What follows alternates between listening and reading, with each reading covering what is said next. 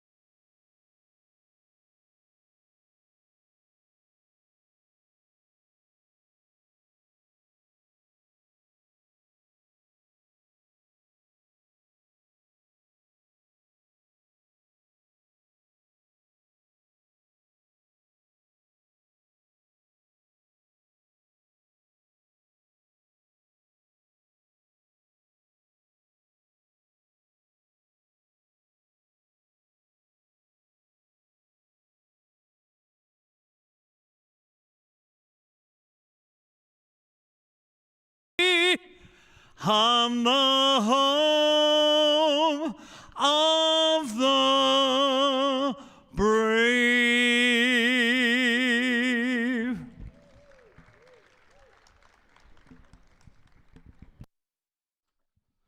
Good afternoon and welcome to racing from beautiful Canterbury Park here in Shakopee, Minnesota.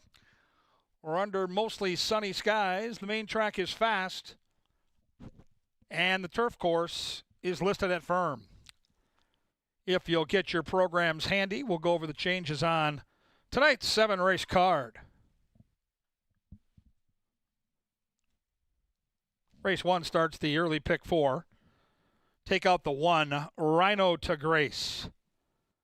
Race 1, scratch 1. With that scratch, no show, no trifecta, and no superfecta wagering will be available.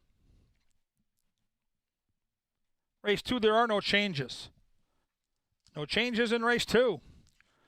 Race 3 starts the 50-cent pick 5. Your chance for hundreds, maybe thousands, with that 10% takeout, lowest in the country. Pick 5 starts in race number 3. In that third race, take out the 6, the main track only entrant. It's Miles. Race 3, scratch 6. Races 4 and 5 are free and clear, no changes in the 4th or 5th. Race 6, scratch A1, B1. The 2-horse, A1, B1 is out, as is the 6, Tango's Mischief. 2 and 6 are out of the 6th. No show, no try, no super. And in the lucky last, race number 7, closing out the pick 5 and the late pick 4. Scratch the 7, Danzig Minor. Scratch the 8, Big Hammer. Make the jockey Luis Fuentes on number 3. Fuentes rides the 3, the 7 and the 8 are both scratched. Today at the races, handicapping all 7 races will take place in the paddock in about 5 minutes. Next, though, we go to the studio. Everything important going on here at Canterbury Park.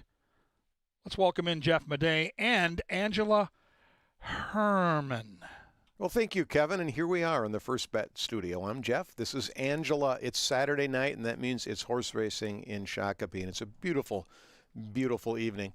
Angela, I want to wish a happy birthday to someone celebrating here today. He's been here all day playing in the handicapping contest, and now he's partying down on the trackside cabanas celebrating his 60th birthday. You know him, Mike Namer. Oh, I do. Happy birthday, Mike. Heard you got quite a big party down there. Hope it's a special day for you. Hope it's a profitable day for you. How's the contest going for him? Well, the contest, I think it's a better birthday than it is a contest day for him. But, you know, Okay. people can celebrate. If you're interested, folks, in celebrating something trackside, just go to CanterburyPark.com and check out Mike down there today. Wish him a happy birthday, because if you're at the track and you're celebrating your birthday, it's automatically a good day. Now, before we get to what's going on tonight, what about tomorrow?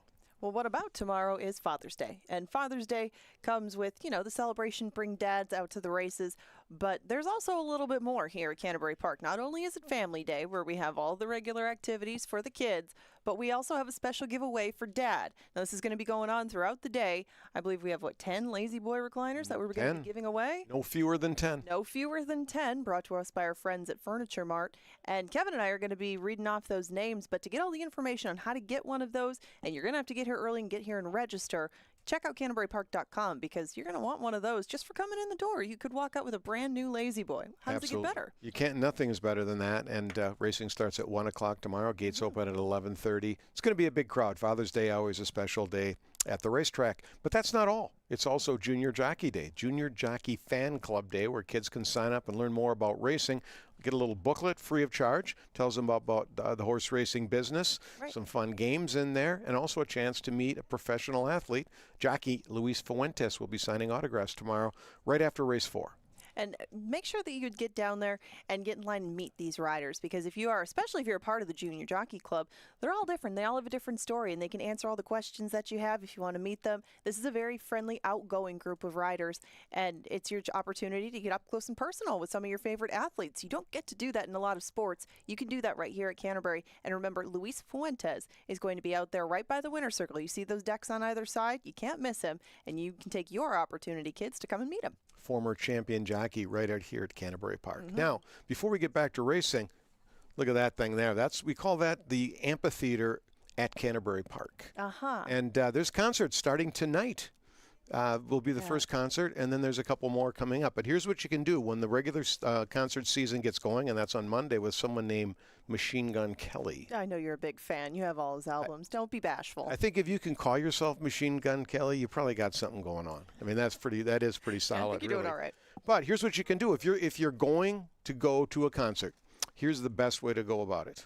You come to Canterbury Park, park in our parking lot, come on into the casino, gamble, eat, and then just walk right outside into the trolley. We've got a complimentary trolley. It'll take you right over to the amphitheater for the concert. Show's over, back on the trolley, back over to the casino. That's Right. the best way to go about it.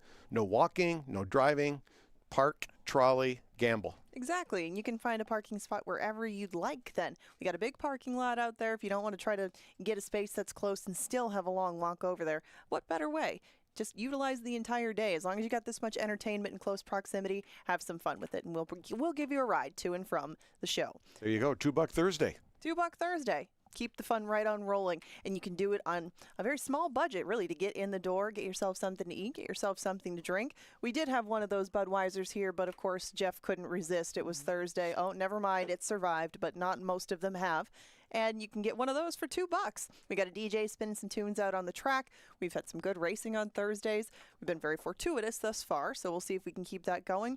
But it's, a nice way to maybe tease at your weekend. I don't want to say get your weekend started. Don't go too overboard. We got to take Friday off. But if you have a long weekend lined up, what better way to start it than on Thursday night? Absolutely. And then you're back here next Saturday for a big night. Have to be. This lineup of stakes is stacked. You can see them from races 2 through 7. We've got stakes, and there's different kinds involved in that. Short, long, turf, dirt. That is what our Northern Stars Turf Festival is all about, getting the very best out to play and giving them a race to do so.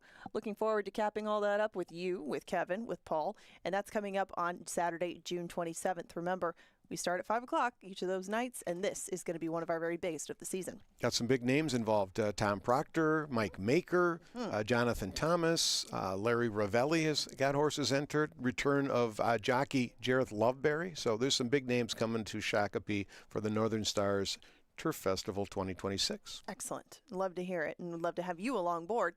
or on board with us, along with us.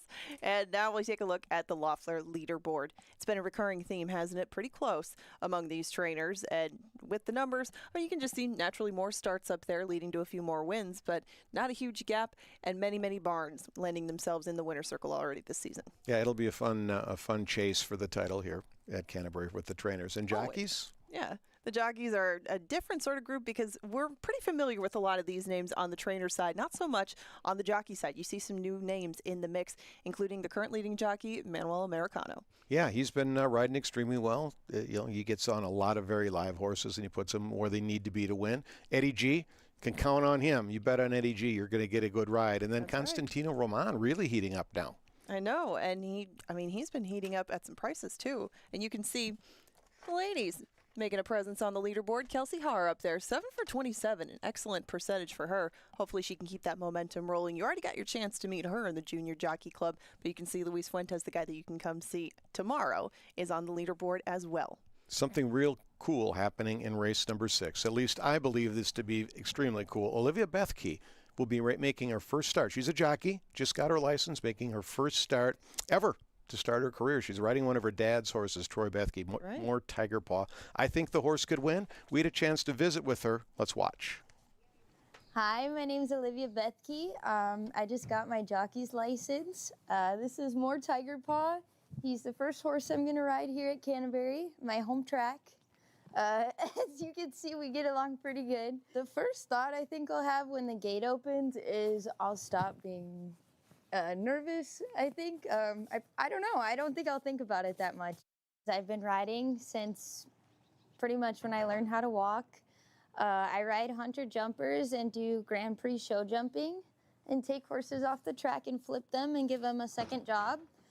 And then I've been galloping at the track here since I was about 14, 15, riding around the backside a little bit. My parents are kind of a little nervous about me riding at first, but they're excited and they're very supportive and loving. I think my dad's advice will be he always tells me just to ride my horse and ride my race and to be confident in myself and have fun.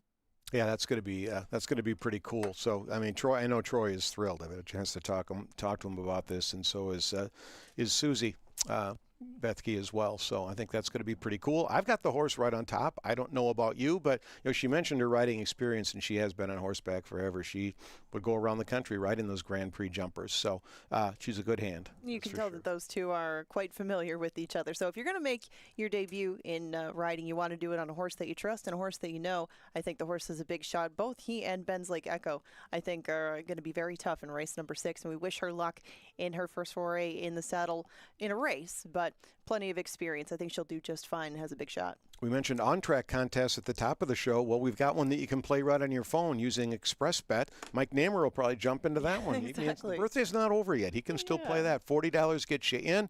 If you happen to win the contest, you get a $500 entry to play next Saturday, Northern Stars Turf Festival. If you do extremely well in that, $10,000 Breeders' Cup betting challenge entry. Need past performances so you can do some handicapping and find your own winners? Bristnet.com is where you're going to want to go. Every race day we give you free past performances with the help of Bristnet.com. Just log on, set up an account, no charge, get them for free, cap them up, win lots of money. Well, exactly. Easy as that. It's a little bit harder than that, I guess. Not that easy, but the Pick 5 is not easy either. It's a 10% takeout wager, 50-cent minimum, and that is going to cover the last 5 races on our card. You got to pick the winners. You don't just have to have one. You can use more than one horse in each of those races, and that's where I come up to my ticket on here.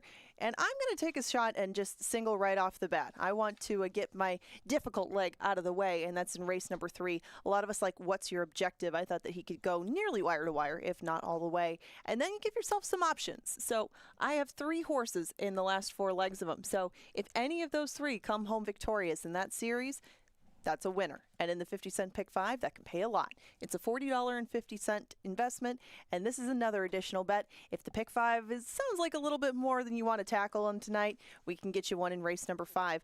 There's a couple of prices that I like to integrate with my top pick, September Magic, and those are 2 of the ones on the outside. In fact, one of them I think might be the power play tonight. but Birdie Be Gone is a horse that I do like, and then Smarty Be Good and Vesper Chicks are the other two that I'm going to throw into that box. There's 24 combinations. They're 50 cents a piece, so that ticket is $12. That's a really cool pick 5 sequence, too. So I think it's going to pay big tonight because I don't see the chalk sweeping anything. I like your ticket. I hope others do as well. And if it wins, we'll talk about it again tomorrow. But now, head down to the paddock. You're going to meet Paul Allen, Kevin Gorg. They're the other 2/3 of what we call the Steam Team, along with Angela. They're going to go through each race in a little program we call Today at the Races. It's brought to you by Touchdown Tile, and it starts now.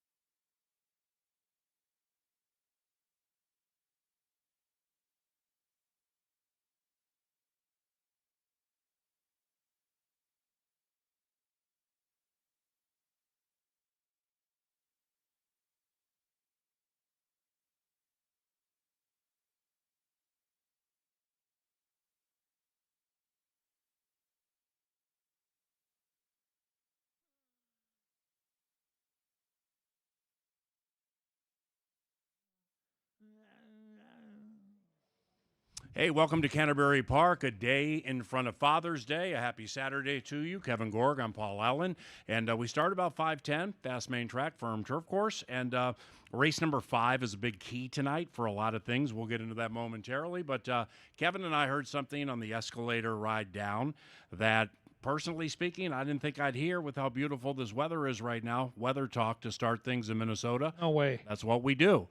But somebody's like, when's summer going to arrive with hotter temperatures and things like that? And I'm like, are you kidding me? It's been warm. I mean, well, bottle this right now, like 77. Are you kidding me? I'm sorry. I'm moved. My daughter, Nicole Allen, surprised me for Father's Day and came in from Denver, Colorado. Hey! Look at that. Are you kidding me? That's so cool. Come on up here. Give me a hug. I'm That like, is so bottle cool. this weather. This is unbelievable. Just Can't like, get this in Denver, by the way. just like my baby. You surprising me. Holy cow! I love you. Good to see you. Wow. No wonder location was turned off today. Not that I look at it a lot. All right. I love it. So That's awesome. bottle the weather. You love anybody today? I'm most excited to see the riding debut of Olivia Bethke. Like Coley, we've watched that little baby girl grow up right in front of our eyes, and as proud as you are of Coley, I'm sure Troy and his wife are really proud of Olivia, and she's done great work in the game of horses, but it's a different variety now with the thoroughbreds, and she's been out there galloping, and she's excited. She's an athlete, and having a chance to talk to her the last couple of weeks, they've been building towards this moment, and to watch her hop on a horse tonight, it's going to be emotional for all of us in the press box, for Troy and his family, and I'm really looking forward to seeing her get the job done. Yeah, it's another one of those cool stories, one of many that we get at Canterbury Park, where it's such a family first racetrack, and that really was when the Sampsons and Dale Shenian, God rest his soul, took over in '94, '95. Family Day, Pepsi Family Day, and the family atmosphere, that was like first and foremost, and a lot of things have changed. Fields have been big, fields have been smaller, money's been really good, money's been a little down. The crowds continue to grow. Food and beverage here at Canterbury continue to do incredibly well, but the family feel has stayed the same pretty much for 3 decades. And that's what I love about it. You know, I've got a lot of friends and family that always are checking in and want to come out to the track, and I leave them passes, and they all say the same thing. My gosh, this is so cool. You can come out here on a beautiful day or night. You can find a place to hang out. The place is built to hold 25,000 people, which we rarely have. The food options on all 3 levels are beautiful, and it's just a really fun place to bring your family and to spend time with them. And so we soak up our summers in Minnesota. We know that the winters are long. We know that they're cold. We enjoy these 4 or 5 months we get of really good weather, and you and I have been doing it out here for almost 3 decades together. Nothing better than coming to the track in the middle of summer out here in Shakopee. Lastly, what are you going to do with the Ohio Derby? Well, I think the pace is going to be hot. I listened to Angela on her Horse Racing Network's Weekend Stakes preview, and I agree. I'd handicapped the race a couple days ago. I was looking for closers, and so both the 5 and the 10 are closers. I'm going to key them in the exotics and hope that the Baffert horse, who looks tough, gets a little tired early. I know right now they're running the penultimate race at Thistledown. If you want to bet the Ohio Derby, it's the biggest race in the country this week, and that race goes as race 12 at Thistledowns in about 45 minutes. So let me show you just how sneaky my 23-year-old daughter Nicole was, who lives in Denver, Colorado, flying in and surprising me for Father's Day, unless you're leaving tonight on a red eye. She's not leaving. She's been sending me pictures all day like she was that on is some hike. That's a good. Okay, that's really so, good. That's mean, actually a high-level move right there. But it's way too much of the sneaky gene. I love that she did that. Yeah, look at this all day. Holy You'd have to be cow. Columbo to figure this thing out. That's great. All right, the penultimate at Thistle in Cleveland's taking place now. Then the Ohio Derby, race number 1 at Canterbury before the Ohio Derby. Scratch number 1, Rhino to Grace. 5-3-4 for me. 5-3-4. I know you like number 5, Got Ghosted. Yeah, Got Ghosted's been facing some tough company. Comes off a win. Martin Escobar, a trainer we trust, who I think is sitting on some wins. I like the outside post to give this horse some trip options. I call it the attack post. And I think 5 is going to be double tough to get around. I'm going to single that horse in my pick 4 as the chalk parades home at Thistledown. I'll make bank the 4 as the horse to fear, speed with Bridgie. So I'm going to go 5, 4, and 3. 5, 4, and 3. 5, 4, and 3 for KG. Ghosty looks to win 2 in a row, and I like him at this distance a lot. So therefore, I'll take Got Ghosted first. 5-3-4. Race number 2 has a 5 in it on a fast main track. Pick 3 wagering here. No scratches, no rider changes. Number 2, R&R Audible, is looking to win 2 in a row. 8-1 on the morning line.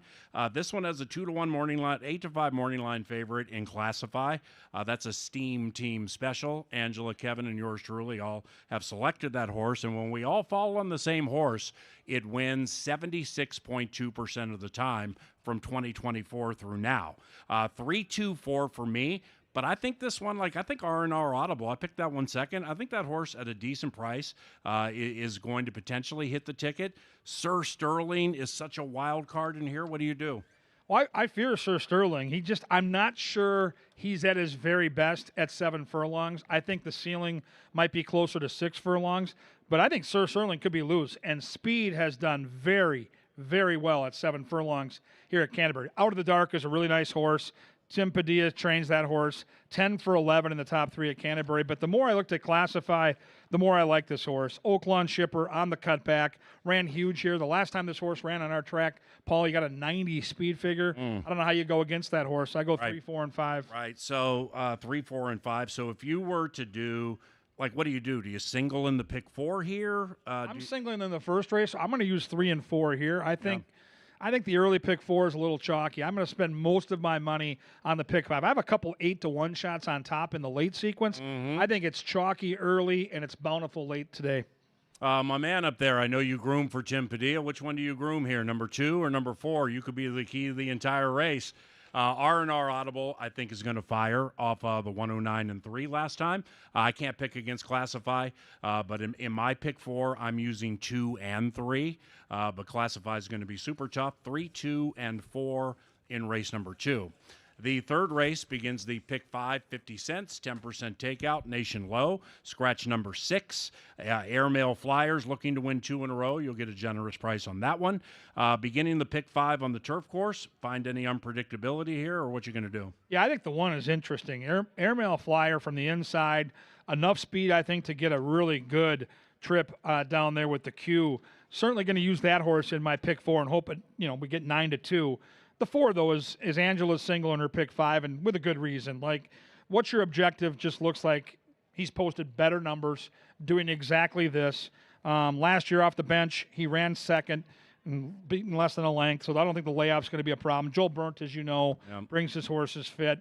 I'm going to go 4, 1, and 2. I'm going to try to get the 1 somewhere in the exotics, and clearly going to use the 1 on my pick 5 and my pick 4. Yeah, I'm probably... What do you think of Rambling Gambling Man? I mean, it's the horse. I just can't explain what happened last time. Right, Muddy Main Track, maybe. I mean, yeah, probably. I mean, that's a big fall off. You're right. Well, with Rambling Gambling Man, hasn't won on the turf, but it just done some things to be like second in the exacta, third in the trifecta at a pretty good price. Can't say I can put that one on my pick 5 ticket. I'll probably single number 4 to begin the pick 5. Ticket's not going to be that big. 4, 5, and 2. Race number 4. In this one, we have no scratches or rider changes, and we're back on the fast main track. Morning line favorite at 5-2 is Hay River. I'm going to try to beat that one. Kevin took Hay River. I'm going to take Too Little, Too Late. Really, I think it's just one of those two. I'm going to use the outside 3 horses on my pick 5. I'm going to use 4, 5, and 6. There's a case to be made for the 6, who should be running on nicely from the back of the pack. And the pace could be decent. If the 2 decides to go out there and press like he did last time at a 7 furlong distance, then maybe Hay River gets challenged. But really, it's hard to envision Hay River not getting a great trip. Just beat most of these last time, has the controlling speed, and has Eddie G in the saddle. So, yeah, I'm going to go 5, 4, and 6, but I am going to use all 3 out of respect for Outrun 'em, who I do think makes a late impression. Yeah, I'm going to try. It's 4, 5, 3 for me in the top 3, and I'm going to use 3, 4, and 5. I just think Too Little, Too Late turns the tables on Hay River from last time. When you're down at this $4,000 claiming level, they just generally don't go boom, boom the way the past performances would indicate that you would think they would. If Hay River were to win, I'm not going to be surprised. But Too Little, Too Late might have been too little, too far back a little bit near the top of the lane. Americano knows his way around this track. I'll take that one on top. And I am going to use the 3. Why? Mouse is here. The other Benny Woolley. Oh, yeah, and Mouse is here with Kelsey Hart riding the horse. He'll be down the paddock for race 4 to make sure that horse looks good, too. But it's also the other Benny Woolley. 4, 5, and 3. Benny and the Jets. In race number 4. I mentioned earlier that race number 5 is the key to the evening. Why? 8 horses on the unpredictable, by Moosey, Canterbury Turf Course. They go 5/8. I mean, I've chased Smarty Be Good 2 consecutive to no avail. September Magic's going to be tough. KG's on one at 8-1 on the morning line. I'm going to give Teddy G's horse, Birdie Be Gone, a forgiveness angle, win bet here. What do you do with this? You spread. Yeah. And I mean, you better go 4 or 5 deep in your pick 5 here. This is, without a doubt, the best betting race on the card tonight. This is where you're really focusing on the trifecta and superfecta. The payoffs here could be huge. I like the 2. I'm going to try Vesper Chicks. I love Timmy Padilla, the way his horses come to Canterbury every single summer ready to fire. Chased a good one last time in Big Pop. I went back and watched that replay. Those fractions were legit. Maybe a little more comfortable trip this time, sitting just off Classical Echo. September Magic is clearly the 6 is the horse to beat, but I'm absolutely not going to let Smarty Be Good get by me. I'm using 1, 2, 6, 7, and 8, and I've got the 2 on top. 1, 2, 6, 7, 8. I pick it 7-1-6. I'm still kind of undecided with my pick 5 on this one. Definitely using 1-6-7. The 8 probably is going to make the equation. But I am going to bet Birdie Be Gone to win. And the forgiveness angle is going to be in play here a little bit. First and foremost, with respect, I was super shocked while calling the race, looking up at the tote board to see the Birdie Be Gone was 1-2. In that last race off a layoff. I couldn't believe it was that low. Favored, yes, that low, wow. Birdie Be Gone just kind of ran around the track at the same speed. But this 8-year-old mare has 3 wins on the Canterbury turf, 5 for 8 at this distance. I'm thinking she fires today, and it's going to be about 3.5 to 4.5 to 1. That's a win bet for me. Smarty Be Good second, and September Magic third. Race number 6 begins the late double on the final 2 live races. And with race number 6, we have state-bred maidens going 5.5 furlongs. And in this one, we're going to scratch numbers 2 and 6, scratch numbers 2 and 6. As mentioned, atop the touchdown tile today at the races, after Angela and Jeff talked about it a little bit, we wish our longtime friend, Olivia Bethke, the best of luck with the first mount of her career. She rides for her father, Troy Bethke, number 4, More Tiger Paw. I'm going to try first-time starter number 5, Huey, and I'll explain momentarily. What do you think about this whole thing? I think Troy's got this race circled. I think he's got both the horses you want. I think the 3 Benz Lake Echo is the most obvious of obvious, but More Tiger Paw's got a real shot here. If Olivia can keep this horse within shouting distance off a turf route race where this horse finished 3rd, More Tiger Paw is going to be there in mid-stretch and ready to pounce. I just think Benz Lake Echo might be loose, depending on what your first-time starter does. This horse should be loose. I'm going to go 3, 4, and 1. I am absolutely using the 3 and the 4, and I am absolutely cheering for Olivia Bethke in race 6. 5-3-4 for me, and we're the steam team, so we try to deliver the steam whenever we get it. It's not always right, but when it is, cool. Here's the steam. Trainer Ron Westerman comes to our Monday night chapel service every single week. Myself, Justin Reback, and Sally Mixon and some others run it. So within the last 2 weeks, when I saw Ron, I'm like, got any good maidens on the horizon? And he said he had one who is fast. Didn't say the name, and I haven't asked. So this is a by faith dart throw that this is the one. Nice. So I'm going to roll with, Ron's a really good horseman, by the way. So when he gets opportunity with decent horses, like we saw last year when he won 2 on opening day, he can get it done. So I'm going to go 5-3-4 and check out the odds on this one as they approach the gate. 7th race to close festivities on Saturday. Scratch numbers 7 and 8. Scratch 7 and 8. Number 3, Now Then, now ridden by Luis Fuentes. 3-1-5 for me. 3-1-5. This is a steam team spread. Angela's on number 5. KG's on number 2. Yeah, I think I've got something cooking here with Phantom Express.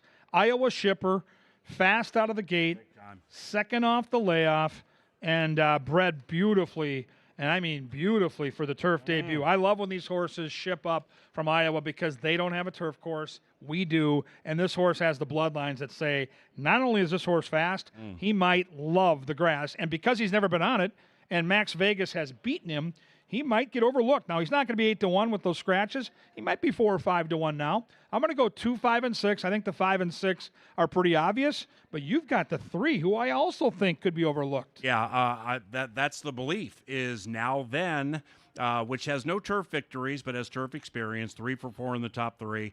Like KG's horse Phantom Express looks good enough to eat, no turf experience. Okay, it might be great, but it also may be something new that slows the horse a little bit until he gets experience on it. I think Kevin's horse is the one to beat. With me, with Now Then, these connections went off at 7-2 last time against a field that I think is every bit as good, if not better, than this one, and we're going to cut back. So I think we're going to get some horses knocking heads in the early stages. We're going to cut back to 5/8 on the turf, and the horse has done this before against optional claimers in Phoenix off a layoff. So I think Now Then will come running late. and hopefully the chaser gets the money. Father's Day tomorrow at Canterbury. We start at 1 o'clock. We're giving away Lazy Boy recliners, courtesy of Furniture Mart. I think we're giving away 10 in totality. Myself and my son Derek Allen, for the 8th year, we will co-call a race on Father's Day. Yes. It's his Father's Day gift to me every year. It'll be race 7 tomorrow. We will co-call it with a special guest Coley from the Winner's Circle, and we start at 1 o'clock with food trucks and much more. Thank you for watching. Have a lot of fun at Canterbury. He's Kevin. I'm Paul. Best of luck.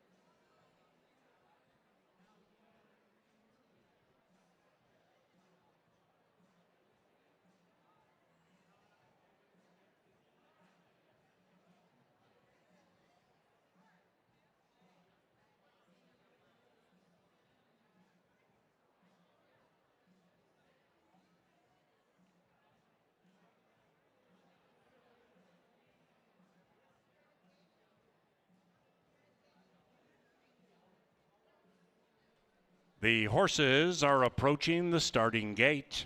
Racing at Canterbury is provided in part by Apple Autos, Tri-State Bobcat, Quick Trip, Loeffler, Maker's Mark, Minnesota Lottery, Anheuser-Busch, Comcast Xfinity, Minnesota Soybean Research and Promotion Council, and John Deere.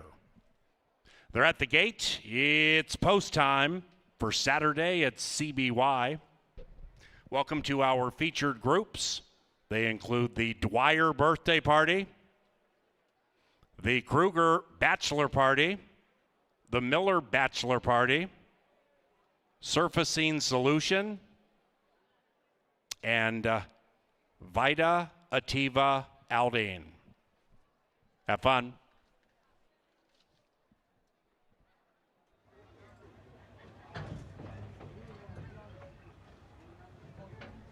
Into the gate for the first.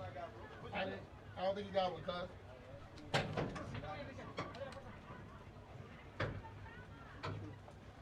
Hey, please.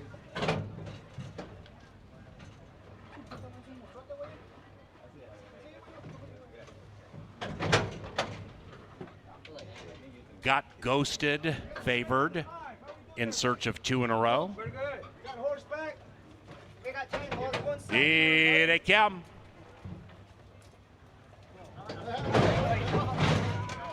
Number 2, Rambunctious. All right. Hang on. All righty. We're locked. And they're racing.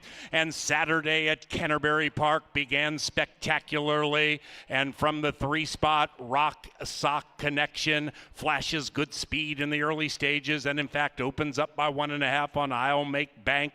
Got Ghosted looking to win 2 in a row from 5 out of it. And Hat Trick Jack sneaks through to the inside. Meanwhile, Rockin' Sock Connection leads it into the far turn. Rockin' Sock Connection is 12-1, being shoved on a bit with a 1.5 lead. I'll Make Bank on the prowl. Got Ghosted beginning to unwind from behind. Hat Trick Jack 4 out of it, still in the thick of it if good enough, and they're still chasing that long shot. Rockin' Sock Connection, and round about the quarter pole, the 3, the 1 to collar. Got Ghosted trying to win 2 in a row, trying to bear down on the speed and doing a good job cutting the lead from a half to a neck to a nose, and there he goes. Got Ghosted opens up 1 on Rockin' Sock Connection into the final football field, and Got Ghosted has 2 consecutive wins, 5-3, 4-2 in the lid lifter.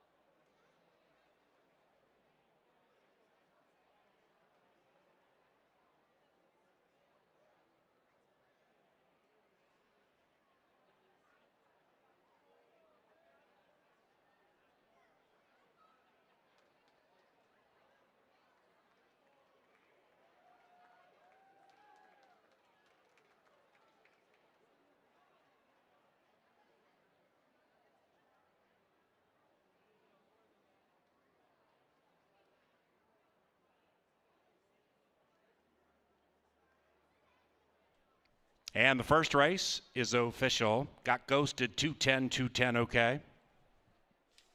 Race number 2 is 22 minutes from now. No scratches and no rider changes.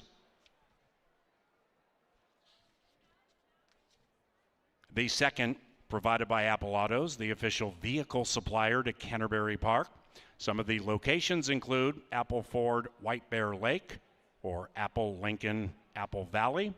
We also thank Comcast Xfinity, where the Wi-Fi is booming. Race number 2, about 5:40.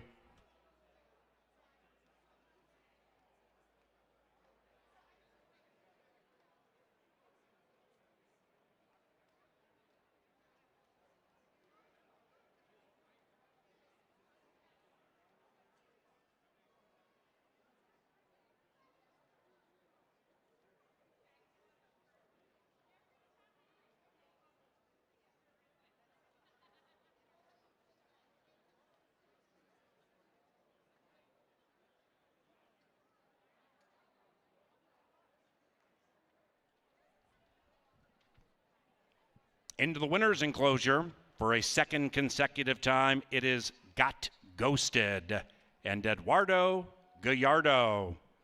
The winning owner is Wayne Scanlon, who also bred this guy in Minnesota, and the winning trainer, Martin Escobar. Got Ghosted is a 5-year-old chestnut gelding by Shaman Ghost out of Wanaday.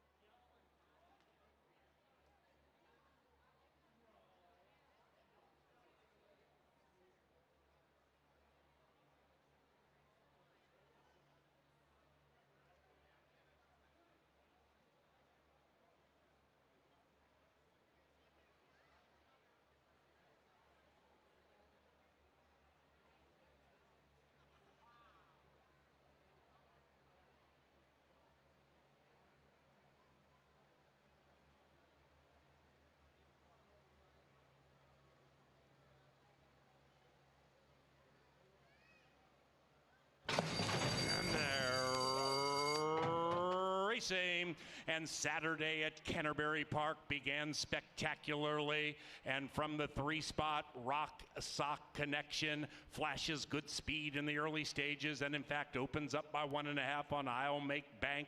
Got Ghosted looking to win 2 in a row from 5 out of it, and Hat Trick Jack sneaks through to the inside. Meanwhile, Rockin' Sock Connection leads it into the far turn. Rockin' Sock Connection is 12-1, being shoved on a bit with a 1.5 lead. I'll Make Bank on the prowl. Got Ghosted beginning to unwind from behind.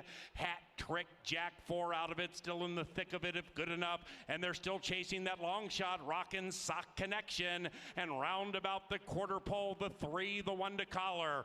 Got Ghosted trying to win 2 in a row, trying to bear down on the speed and doing a good job, cutting the lead from a half to a neck to a nose, and there he goes. Got Ghosted opens up 1 on Rockin' Sock Connection into the final football field, and Got Ghosted has 2 consecutive wins, 5-3, 4-2 in the lid lifter.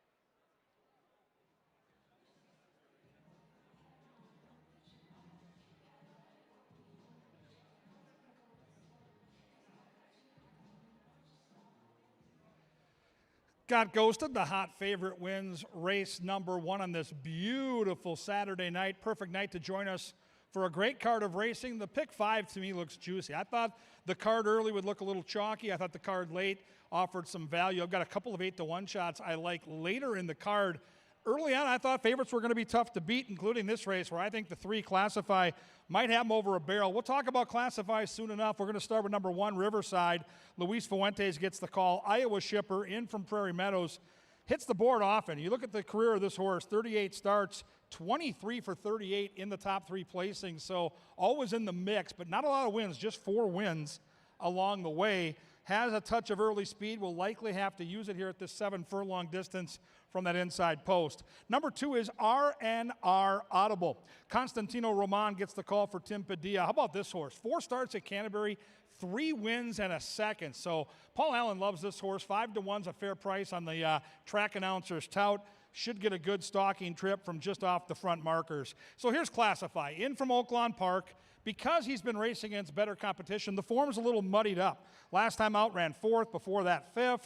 But don't be fooled. This horse, the last time he ran at Canterbury, posted a 90 Beyer speed figure.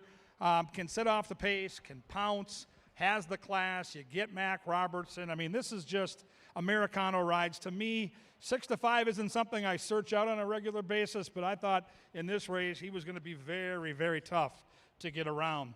The 4, though, is the danger, and right now I'm a little surprised by the price. 2-1 morning line price set by a professional, kind of drifting up here at 7-2, nearly 4-1.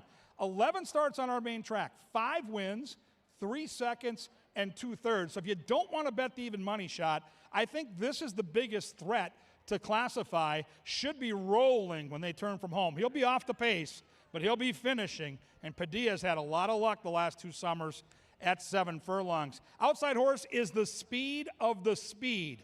This horse should dictate the pace and should be a handful to catch. It is Sir Sterling. 5 career wins on the main track. Looks good here in the paddock. And you get the red-hot Eddie Gallardo. Eddie G in the saddle. Can they catch Sir Sterling as the Minnesota bred tries to steal away into the Shakopee night? It's race 2. It's 7 furlongs. It's here at beautiful Canterbury Park. And all that excitement and all that fun is coming up. And it's coming at you next.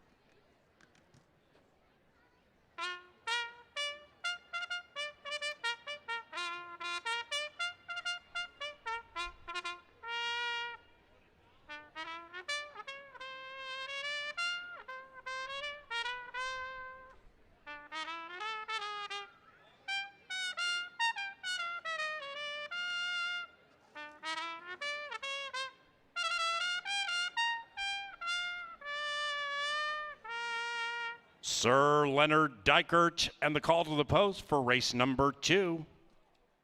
About 7 minutes from it. We want to welcome Mike's 60th birthday to the racetrack tonight.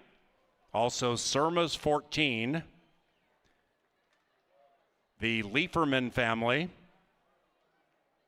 Hurdles Foundation Kids. Kaylee's Derby Party.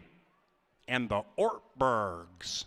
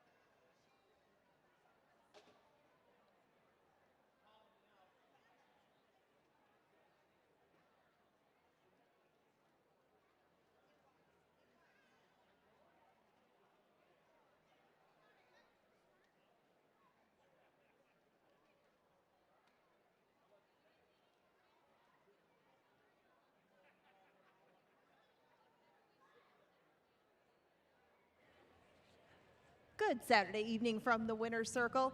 I'm down here to introduce a game with a little bit of Pepsi and a whole lot of sumo suit. You can see him behind me. It is time for the Sumo Wrestling Pepsi Pickup.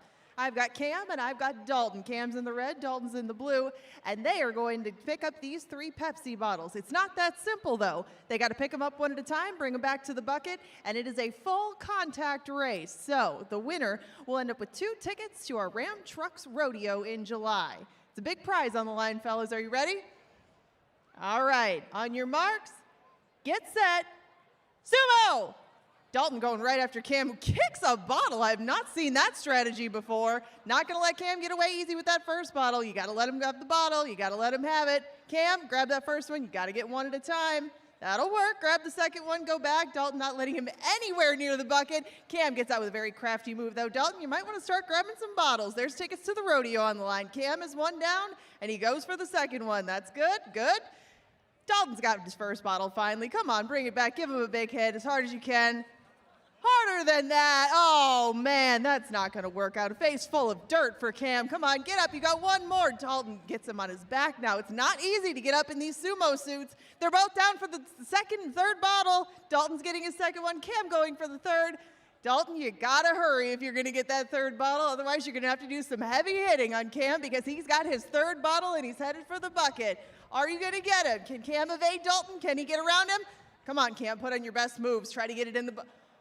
And he tosses it to Dalton, an interception. Paul, have we seen anything like this in any sort of sumo suit? Oh, come on. I guess if you steal it, you intercept it, you can count it as your own, and Dalton is our winner. Wow, very creative tactics. He took the third bottle that Cam passed to him. Maybe they're going to the rodeo together, but either way, congratulations and thank you both for participating in the Sumo Wrestling Suit Pepsi Pickup. That looks like a lot of fun. You want to grab a Pepsi of your own? You don't have to do all of that. And if you want to come to the rodeo, you can do that too. Check out CanterburyPark.com for information on all the events going on and to get your tickets to the Ram Trucks Rodeo.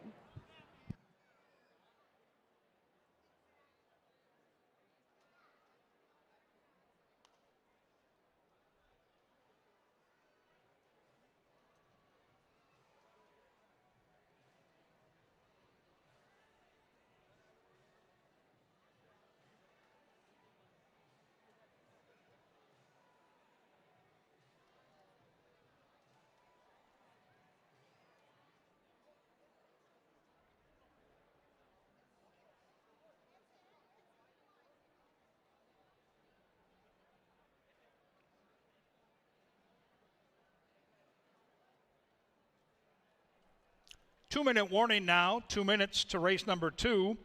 Canterbury Park would like to wish a special 60th birthday to Mike Namer. Happy 60th, Mike. Hope you're having a great time here at Canterbury Park. And again, 2 minutes.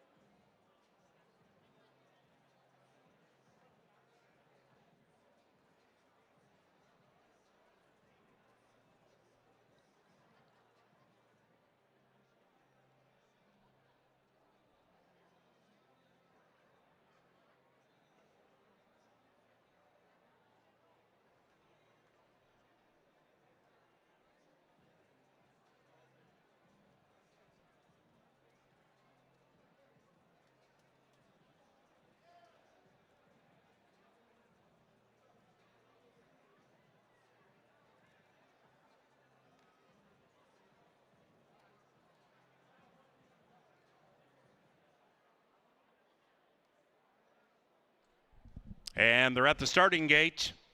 It's race time.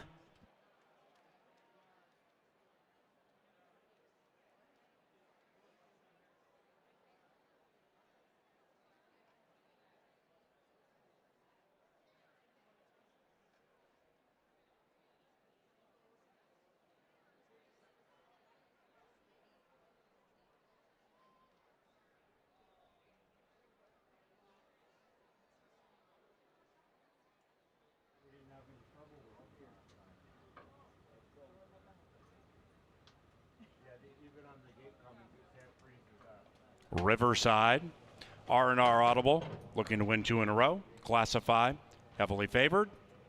That's the next one. Out of the Dark, shares a home with the 2.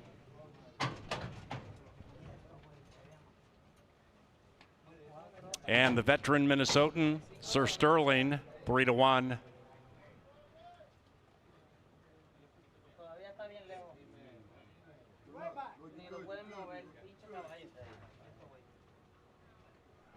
Hey, help him back. Somebody. Sir Sterling still way behind the gate. Classify 1 to 2.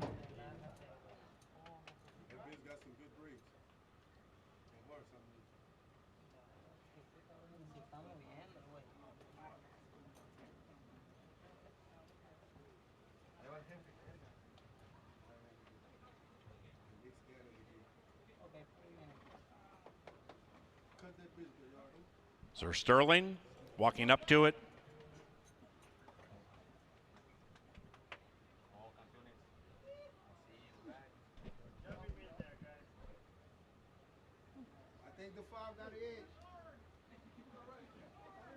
And Sir Sterling goes in.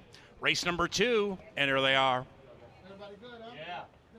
And they're racing, and they've broken a perfect line.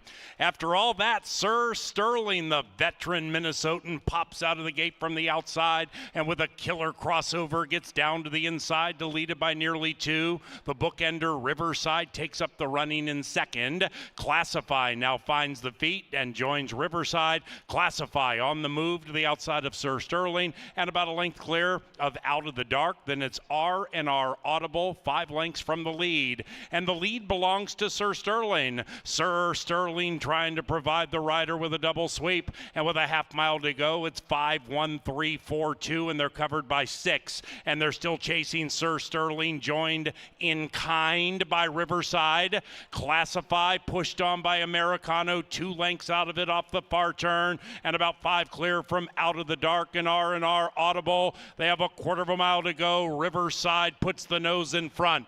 Riverside at 5-1, flowing nicely. Classify still shaken up very, very rigorously at 1-2. Classify to the outside of Riverside, and inside of that, Sir Sterling. Out of the Dark closing late. Favorite beaten. R&R Audible also closing in, but nobody's catching Riverside. And it's Riverside and Luis Fuentes winning it very, very nicely. R&R Audible gets up for second. Tight photo for the shout.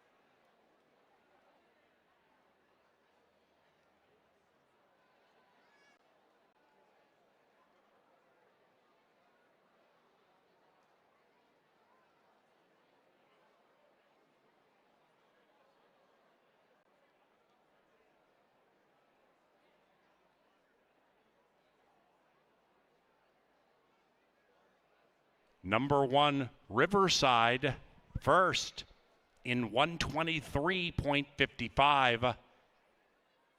Photography for the rest.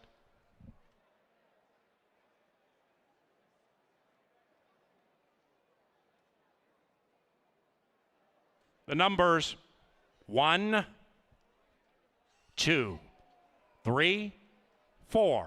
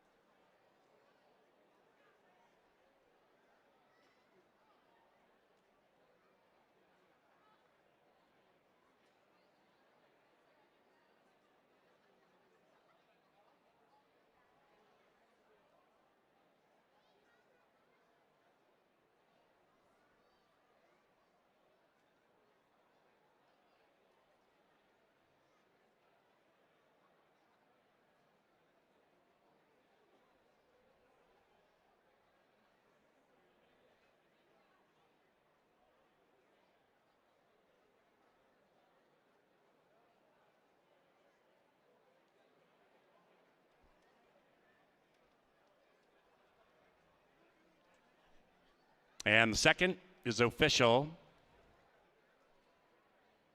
Up to the winner's enclosure, Riverside and Luis Fuentes. Kirk Sutherland is the winning owner, and the winning trainer, Jose Silva Jr. Exacta $58, 50-cent trifecta $62. Race number 3, 22 minutes from now, takes off about 6:10. The turf course is firm. The rail is 30 feet out. This one begins the 50-cent pick 5. Scratch number 6, It's Miles.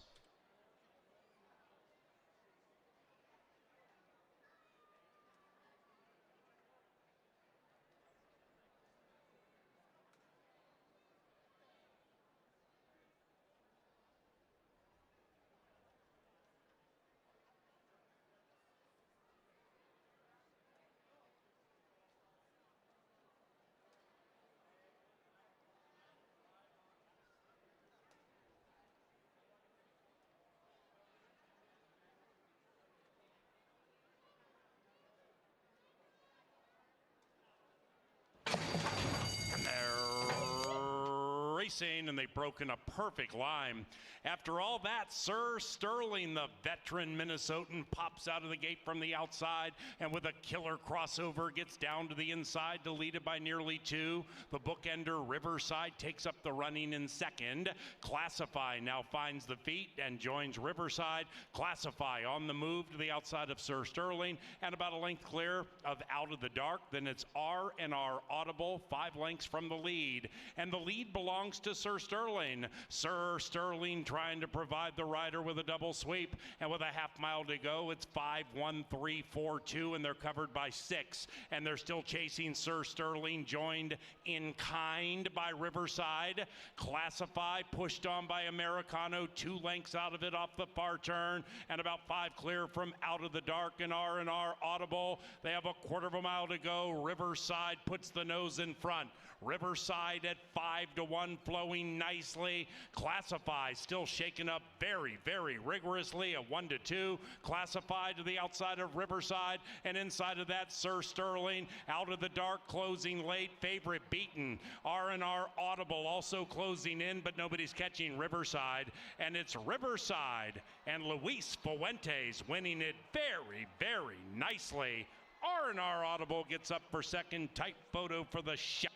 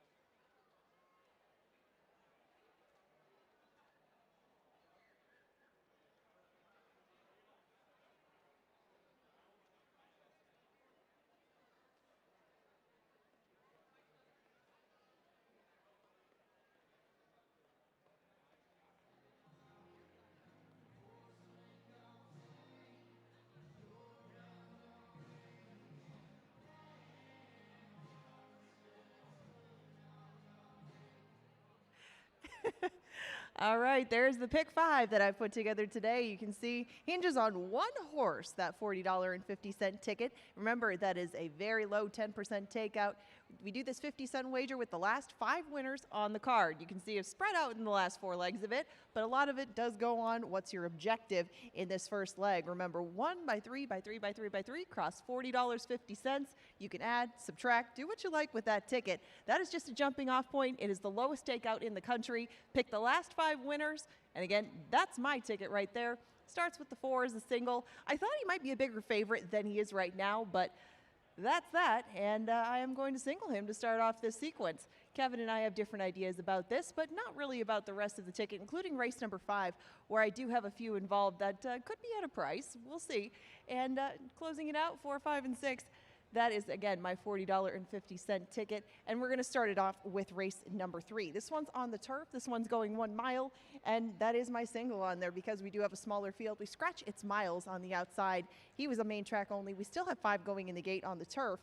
And it does start with one of a pair of Joel Burnt trainees. There are 2 of them in here, and that's part of what caught my eye. The first one, Airmail Flyer, though, just broke his maiden in a race that looks a little bit different than it actually played out on paper. You know, there was a horse that got loose and got through the rail, another horse that kind of pulled up in that spot. It was essentially left down to the top 2 finishers in there, and Airmail Flyer got the best of the runner-up Southgate Gator in that particular group. All right, there you go, guys. I thought you might be on there, but Airmail Flyer is looking for 2 in a row, and Quinones is going to take over the riding duties from Constantino Roman because he is going to be aboard the 2 Able Seaman in here. And Able Seaman started off his career with a bang. I mean, you see 1 for 14 for this horse, but that 1 win was the Northern Lights Futurity. Now, since that time, things have been a lot different for Able Seaman, but he tried to get on the turf last time. That race got rained onto the main course. And Able Seaman doesn't have much early speed, but he does have some class, and that's what makes him stand out in here. And Able Seaman, with that stakes experience, with that late kick, he was able to stay a little bit closer last time, but I would expect the pace to be a touch quicker in here. 48-4 isn't really moving along, so if Able Seaman can revert to some of those old tactics where he was making a late run, I think he could be very tough to hold off in here. Perfect Gamble likes to run late too, and Perfect Gamble is coming off a 3rd place finish on the dirt, though, and this horse has been running on the grass down at Tampa and up here. He had some good paces to run into at Tampa, too. I watched some of those optional claimers, and, you know, they are salty sort of fields for 3-year-olds, but still, he did have some stuff to run at. Perfect Gamble maybe just had a little too tough a time down there, so now that he is back at home, Perfect Gamble could make another late run. He and Able Seaman should be looking for a similar kind of trip. Not the case for the 4, What's Your Objective? And that's why I put this horse on top. Kevin and Paul also selected this one. Again, he is 1 of 2 from Joel Burnt stable, and this one hasn't been out this year, but we did see him kick off his career, kind of like Able Seaman, with a bang. He came from almost last to first and broke his maiden at first asking.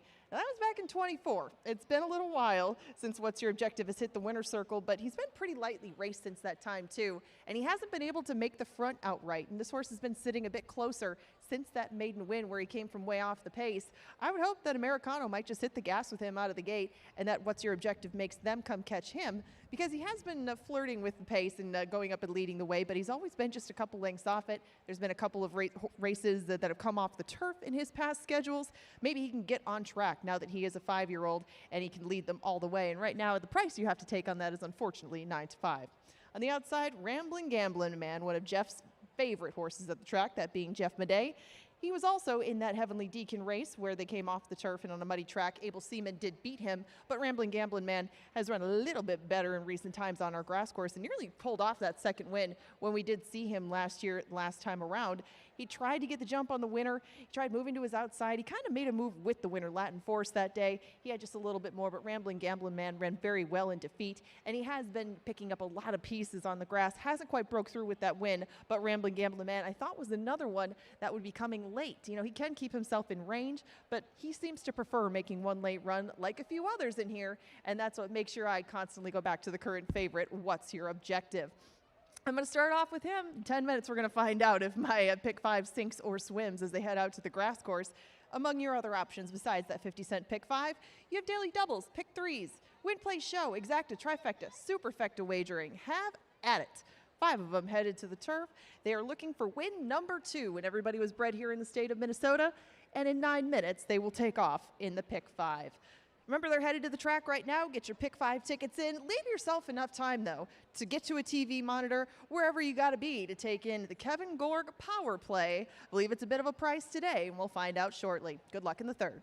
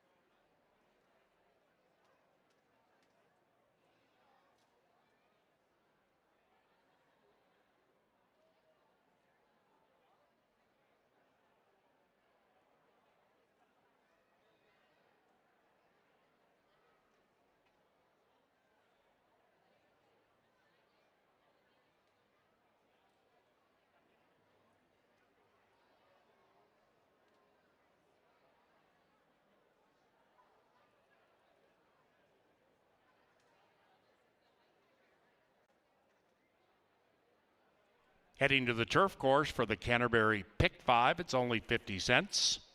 Scratch number 6, it's Miles.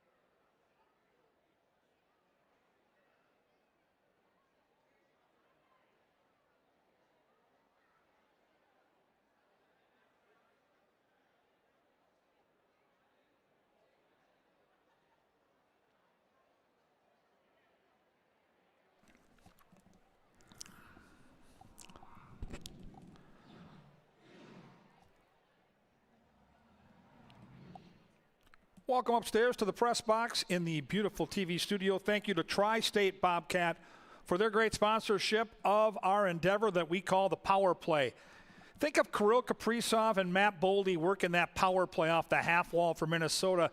Think of an advantage that's going to give you a chance to celebrate with that red light on behind the net. Race 5, number 2, Vesper Chicks. Let's take a look at the past performances. We'll see some real positive indicators that this horse might be legged up and ready to go. Last time at this sprint distance of 5 furlongs was chasing a really nice horse named Big Pop. Chased a very fast opening quarter mile of 22-2.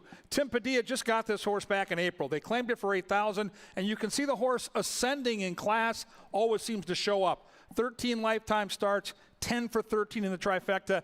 And did I mention we're 8-1 in the morning line? We're a value price.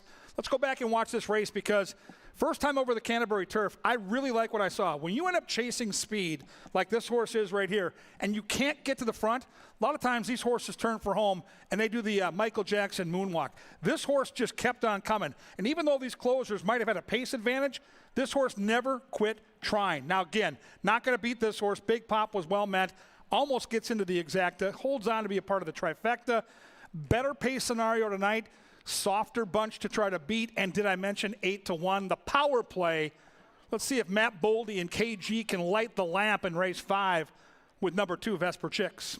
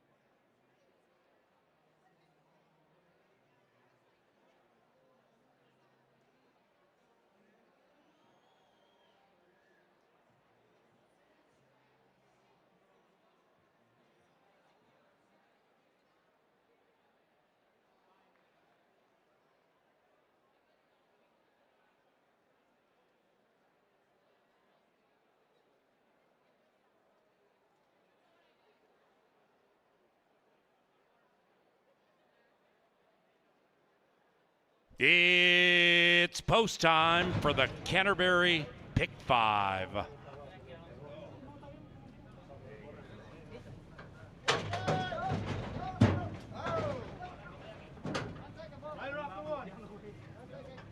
Rambling, gambling man in. Bookender settles. Ready. Yeah, let me know. All right, Ron. All right, good. All right. They're racing to begin the Canterbury Park Pick 5. Perfect gamble out speedily. Perfect gamble at 7-1. Soars away by 1 with 1 lap to go. What's your objective off the layoff? The favorite tightly held 2 lengths from the lead and nearly off the heels of Perfect Gamble as they go around the corner for the first time.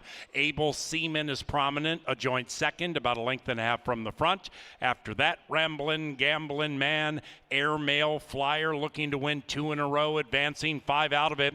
5 covered by 5, chasing the 3 up the Canterbury Park barn side in race number 3. And Perfect Gamble tries to sail wire to wire. Perfect Gamble upset on his mind. Able Seaman clings to him in second. What's your objective? 2 lengths back and sequestered. Airmail Flyers making a 4-wide move and doing so handheld. 3 lengths out of it. And Rambling Gambling Man also only 3 lengths out of it. They're all sardined together off the far turn. And Perfect Gamble is asked for run, responds okay. Able Seaman right there. Airmail Flyer fully extended. Rambling Gambling Man traveling up decently.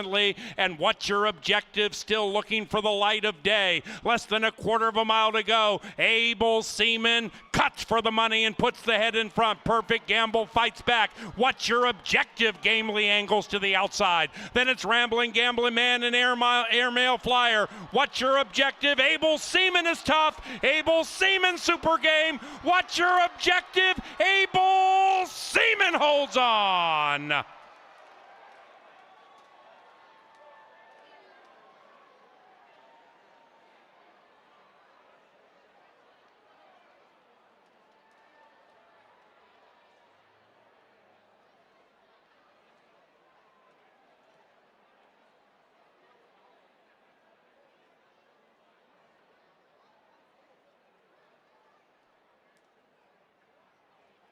Humdinger, hold them all.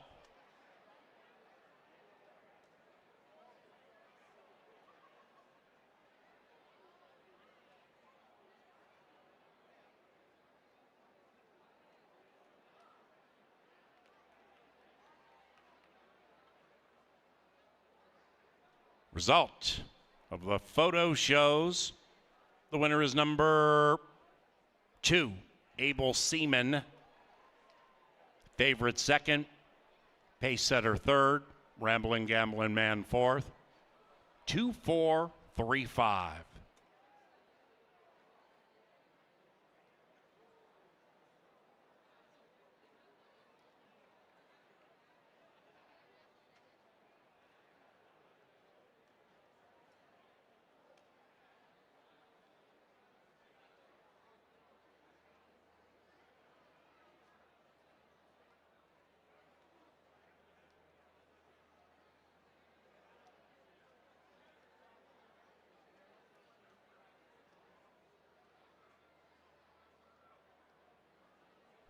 And the third race is official. First pick 3 today, $34 and change. Race number 4 takes us back to a fast main track. No scratches, no rider changes in the 4th. Race time about 22 minutes from now. The 4th race courtesy of Jim Beam Bourbon, elegant, smooth, refined. We also thank Busch Light for spring-summer sponsorship. Touchdown Tile is our official renovation partner, and Old National Bank is our official bank partner. And for that, we thank you.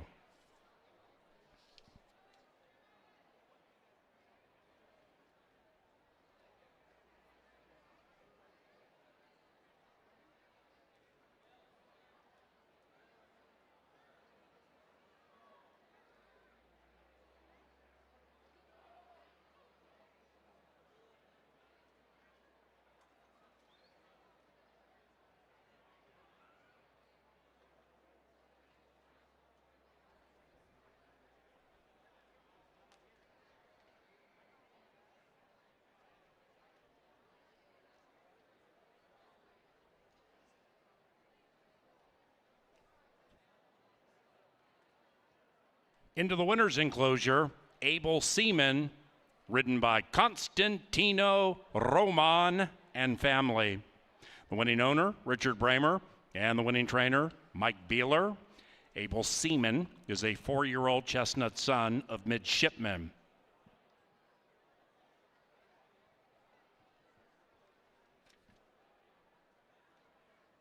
Out of Heidi Yo, bred in Minnesota by Richard Bramer and Cheryl Sprick.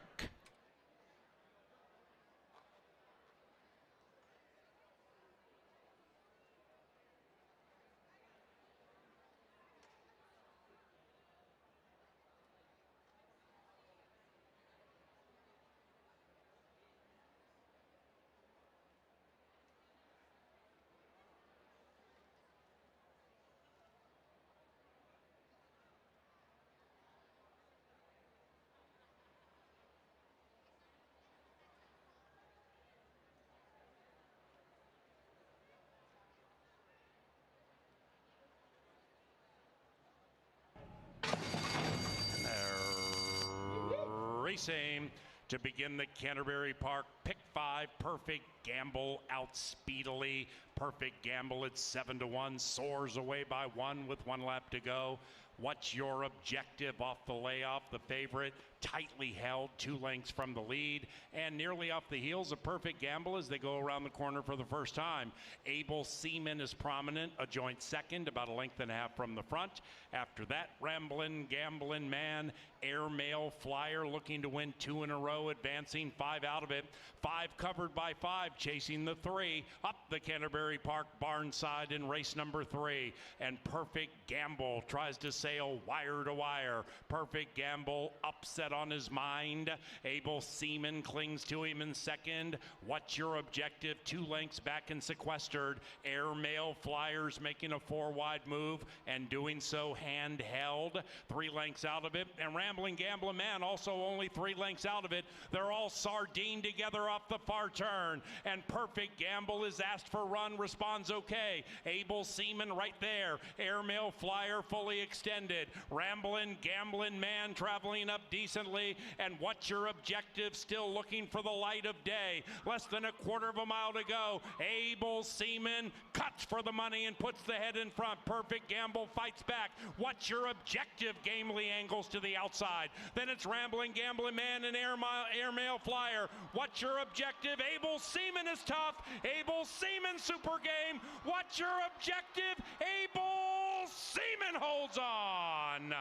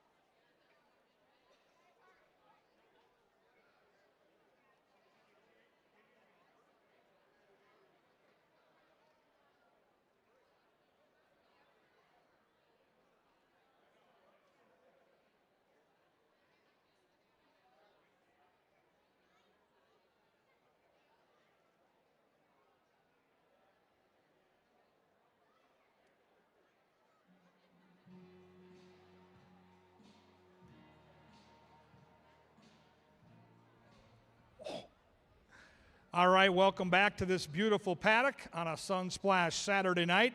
Another 7-furlong race here, and I want to do a happy birthday, if you'll bear with me. Dakota Miska. Dakota Miska is here with her family and friends celebrating her birthday at Canterbury Park. And if you want to bring your group out here, you get great deals on tickets, special places to watch the races, all kinds of great food options. Head to canterburypark.com. Put your group on track. And again, happy birthday, Dakota Miska. As we get set for a big race here, the late pick 4 could be bountiful. I've got 2 different 8-to-1s on top within this sequence, trying to build that bankroll because tomorrow's card for Father's Day is always loaded. Tomorrow we come back, food trucks in play, bring Dad back to the track tomorrow, and we'll have a good old time, 1 o'clock for Pepsi Family Day. Let's handicap together for the pick 4 starter, and we'll begin the handicapping assignment by taking a look at number 1, Holiday Fantasy. Luis Fuentes gets the call for Tim Padilla. I just bumped into Timmy and exchanged some pleasantries. He's got his brand new golf shirt on. Looks like a winner's circle shirt to me. You know, these trainers sometimes have a tell when they like their horse. All of a sudden, the brand new fancy golf shirt comes out of the closet, and that's the case for Timmy P. Holiday Fantasy's got closing kick, should be rolling when they turn down the Canterbury stretch. Number 2 is Indy Freedom.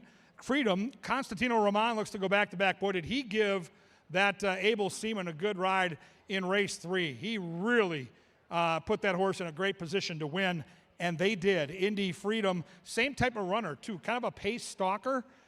Good numbers at Canterbury. 5 starts on our main track, couple of wins. Certainly a jock riding with a ton of confidence in 5-1. 3 is Tiger Hunter. The Minnesota bred takes on Open Company.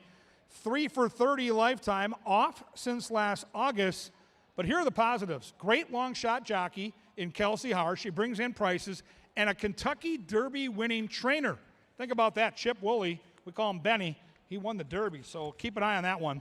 4 is Too Little, Too Late. Chip Woolley's other horse, Americano shows up here. If you've been watching Canterbury here in the opening month of racing, Americano has been red hot. He rode this horse to victory down in Turf Paradise. They ran second together last time. Absolutely, positively, the 4 is the horse to beat. I'm going to try to come back and beat him, though, with the same horse that toppled him last time. Hey River is the 5. I had this horse last time at nearly 6-1. I'm going to come right on back. I don't see a ton of speed. I see a horse that's going to be near the front, and I got Eddie G. I believe in Eddie G, and I think Lynn Rarick's numbers speak for themselves. Limited stock, but a high percentage trainer at Canterbury. 6 is the horse that's kind of the X factor here. Outrun him has not been seen since August of last summer. The workouts are good. The horse has closing kick and always seems to hit part of the ticket. So if you're going to play a try or super, that could be a long shot to mix into the sequence. To me, it looks like a rematch with the 4 and the 5. They look like the 2 standouts on paper. But what do we do with Timmy Padilla with that fresh golf shirt? Interesting. We'll find out. A fun race to handicap. It starts the late pick 4. If you're new to playing exotic wagers, the pick 4 is a fun bet. If you get the final 4 winners, you could score hundreds, maybe thousands of dollars. Talk about a great Father's Day tomorrow. You can bring Dad out here and treat him like a king. All right, here it comes. Race number 4, pick 4 starter. 7 furlongs, the bill of fare on this gorgeous night. You got to put your money where your mind is. Who do you like? Get to the windows now. Get those bets in. They'll be at the gate in around 8. And then they're going to get it on.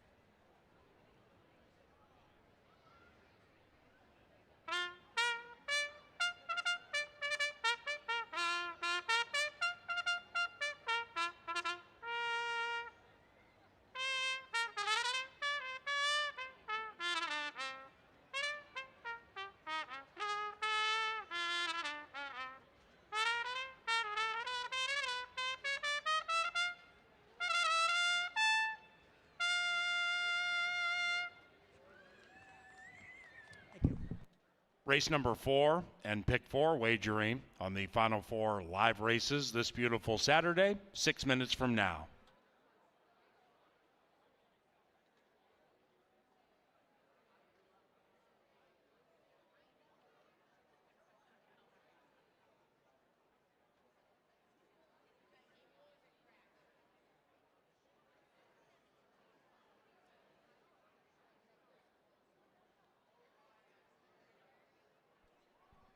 Ladies and gentlemen, Canterbury Park would like to wish a happy 51st wedding anniversary to Al and Sue Bill.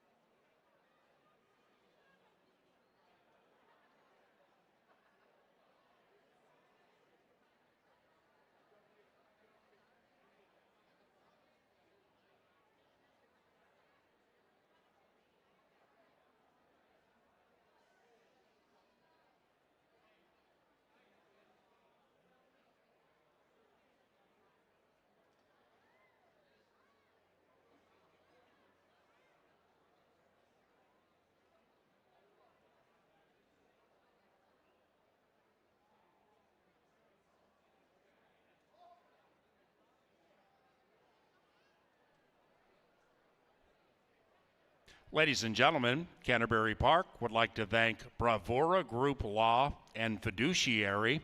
Trust, integrity, and seasoned expertise guide their approach to providing exceptional client service. Find out how Bravura Group can help you at bravlaw.com. Now, you'll see on TV monitors and the big screen in the infield, we welcome those with Hurdles Foundation, and this group supports organizations that are making a difference in the lives of youth, vetting the best programs that address the greatest needs. If you would like to assist, please scan the QR code.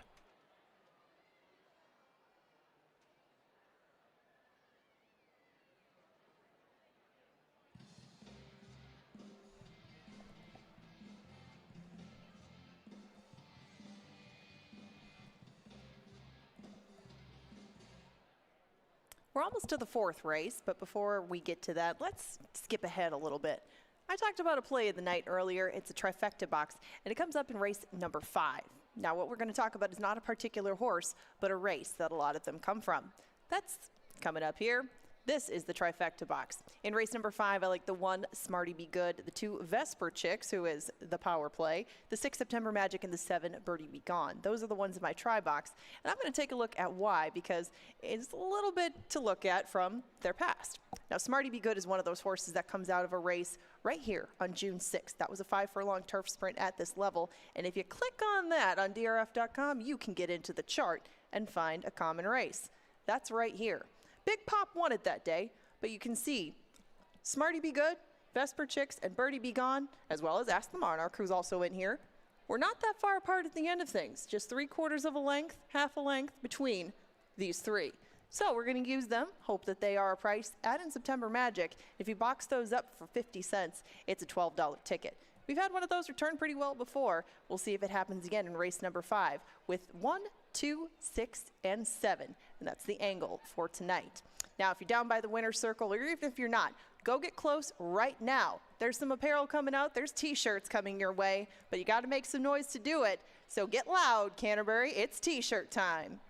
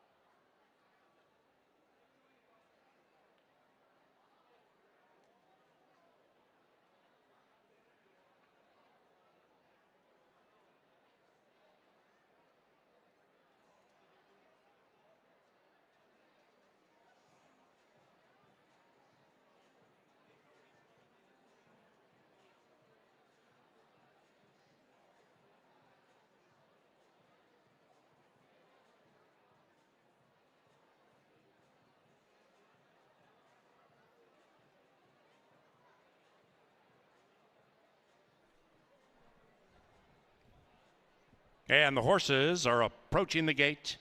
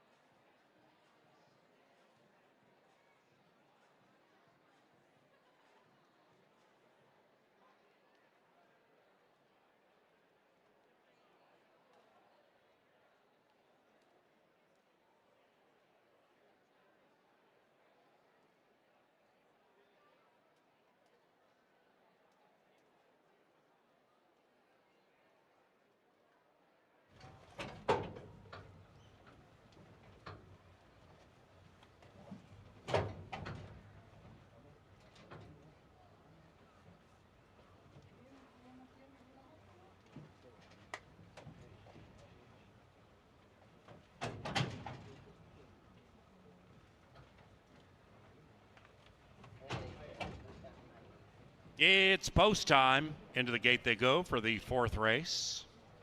Father's Day tomorrow. We start at 1 o'clock. Thanks to Furniture Mart, giving away 10 Lazy Boy recliners after each race. Meanwhile, race 4.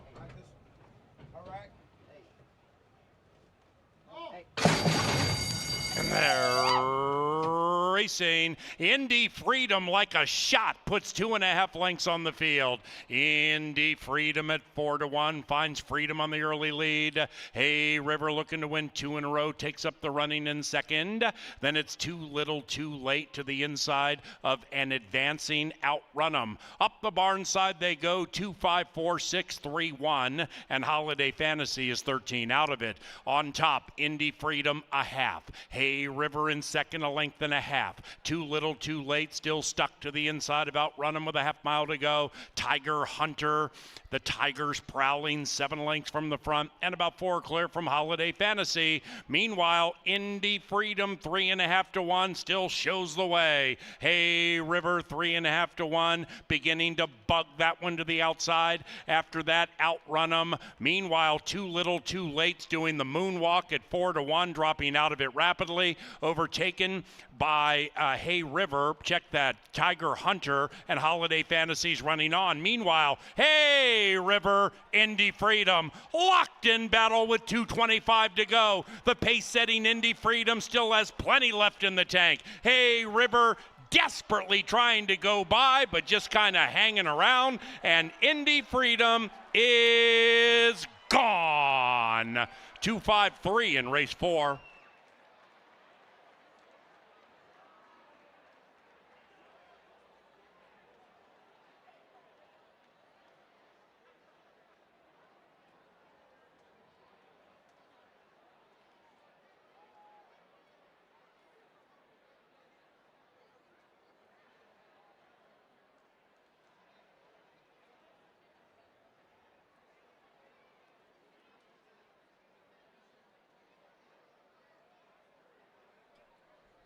Number 2, Indy Freedom, ran first.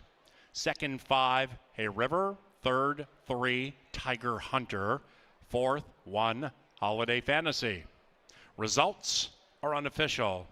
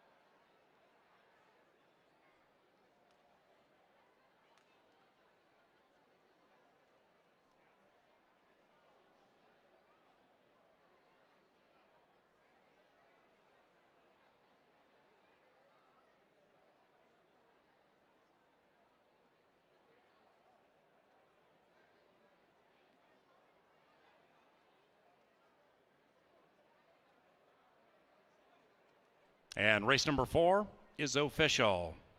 We had a claim from race 4, number 6, Outrun 'em, claimed for $6,250. The new owners, Harold Woolston and Burnt Racing. Joe Burnt is the new trainer. Indy Freedom heads to the winner's enclosure with Constantino Roman. The winning owners, Barbara Waite and Tim Padilla. The winning trainer, Tim Padilla. Trifecta paid $175.40. Superfecta $78 for a dime. The first pick 4, $125.25. And race number 5 takes us back to the firm turf course. No scratches. This one is courtesy of Pepsi and Pepsi Family Day every Sunday, including tomorrow at 1 o'clock. We also thank John Deere for its summer sponsorship. Likewise for Continental Diamond and continentaldiamond.com.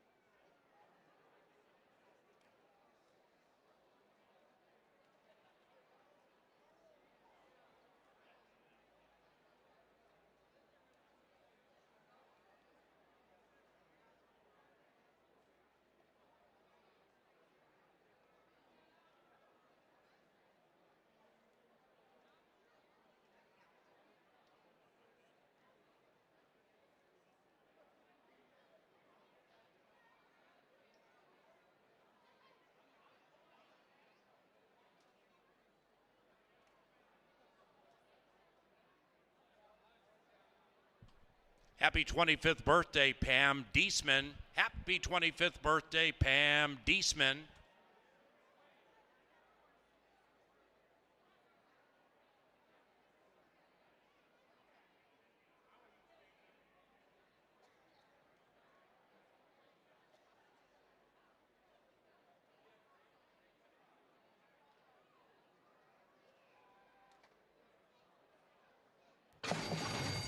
And they're racing. Indy Freedom, like a shot, puts 2.5 lengths on the field. Indy Freedom at 4-1 finds Freedom on the early lead. Hey River looking to win 2 in a row, takes up the running in second. Then it's Too Little Too Late to the inside of an advancing Outrun 'em. Up the barn side they go, 2, 5, 4, 6, 3, 1, and Holiday Fantasy is 13 out of it. On top, Indy Freedom a half. Hey River in second, a length and a half. Too Little Too Late still stuck to the inside of Outrun 'em with a half mile to go. Tiger Hunter, the Tigers prowling 7 lengths from the front and about 4 clear from Holiday Fantasy. Meanwhile, Indy Freedom 3.5 to 1 still shows the way. Hey River 3.5 to 1, beginning to bug that one to the outside. After that, Outrun 'em. Meanwhile, Too Little Too Late's doing the moonwalk at 4 to 1, dropping out of it rapidly, overtaken by Hey River. Check that. Tiger Hunter and Holiday Fantasies running on. Meanwhile, Hey River, Indy Freedom locked in battle with 2:25 to go. The pace-setting Indy Freedom still has plenty left in the tank. Hey River desperately trying to go by, but just kind of hanging around. And Indy Freedom is gone. 2:53 in race 4.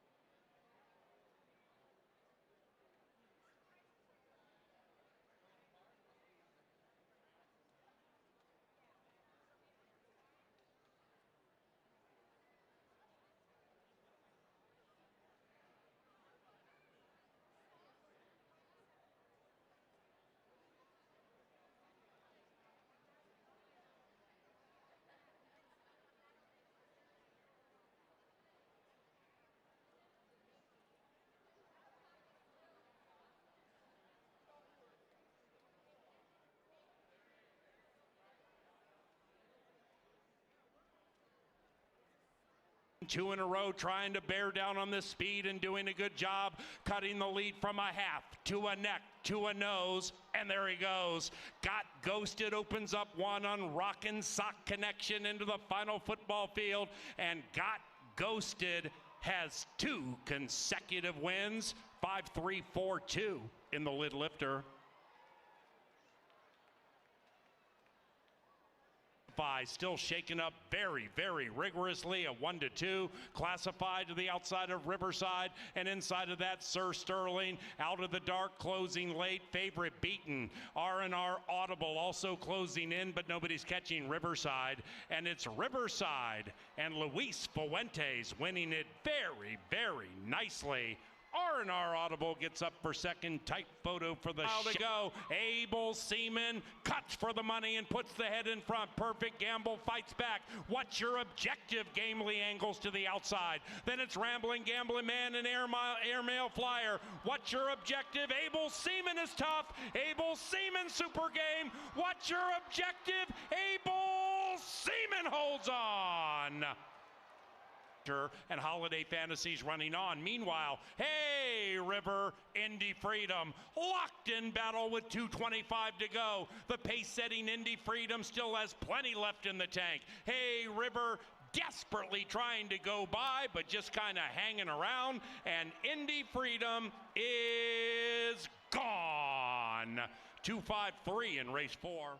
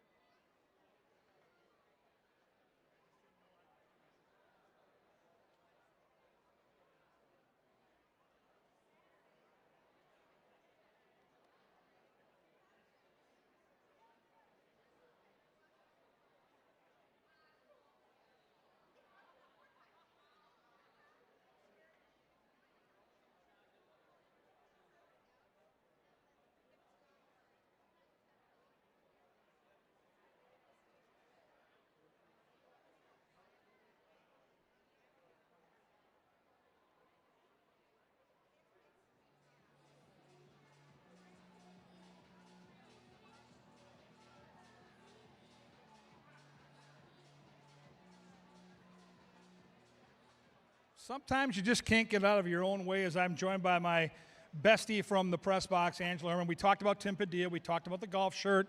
And I go up and bet the 5, and Tim Padilla's 2-horse goes all the way in the front.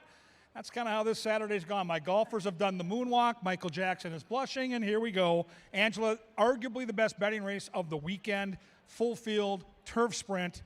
Your thoughts just in general on this race? Well, if Kevin didn't give you confidence to bet this race based on his opinion in here, I will say this is the best betting race of the night. And it looks pretty balanced, I thought, from a pace standpoint. Might get a little hot up front, in fact. That's what you want out of a turf sprint, at least a chance for the closers to make their way into it and maybe one of the speeds to shake loose, as he did on the dirt. But we have some fillies going in here that have seen each other before. And I just talked about in the angle how close a few of these were, including Smarty Be Good, Your Choice Vesper Chicks, and Birdie Be Gone towards the outside. With so little room for error in a 5 furlong turf sprint, you got to give all three of them at least a look, right? And you look at the tote board, and I'm very pleased to see that my horse is 12-1 because, like you, I thought this race was wide open. I think if they ran this race 10 times, they might get 8 different winners. It looks like that kind of race. And one of the horses that's getting ignored at the windows, I cannot believe the one horse is 14-1. Smarty Be Good loves this turf. 6 for 9 in the top 3. She's third off the layoff, and she's got De Silva. I'm telling you, she can hit the trifecta, no problem. Oh, yeah, and he's been her partner for all of those really good performances on those 5 furlong turf sprints. She will be coming at the end of things. Matter of pace, matter of luck, and you always deal with that with a horse like her, but you know that she likes this distance, this turf, all of it. So you got to include her in the mix, and Vesper Chicks made a splash going over to the turf for the first time. She ran pretty well in defeat last time. She was chasing the speed. She's going to be near the front, but the thing I like about her is she doesn't need the lead. She can make her own race. If you go back a couple of spots to when she was down at Tampa, that 7 furlong race, she sat in 6th and still won. I think she's going to run a good race.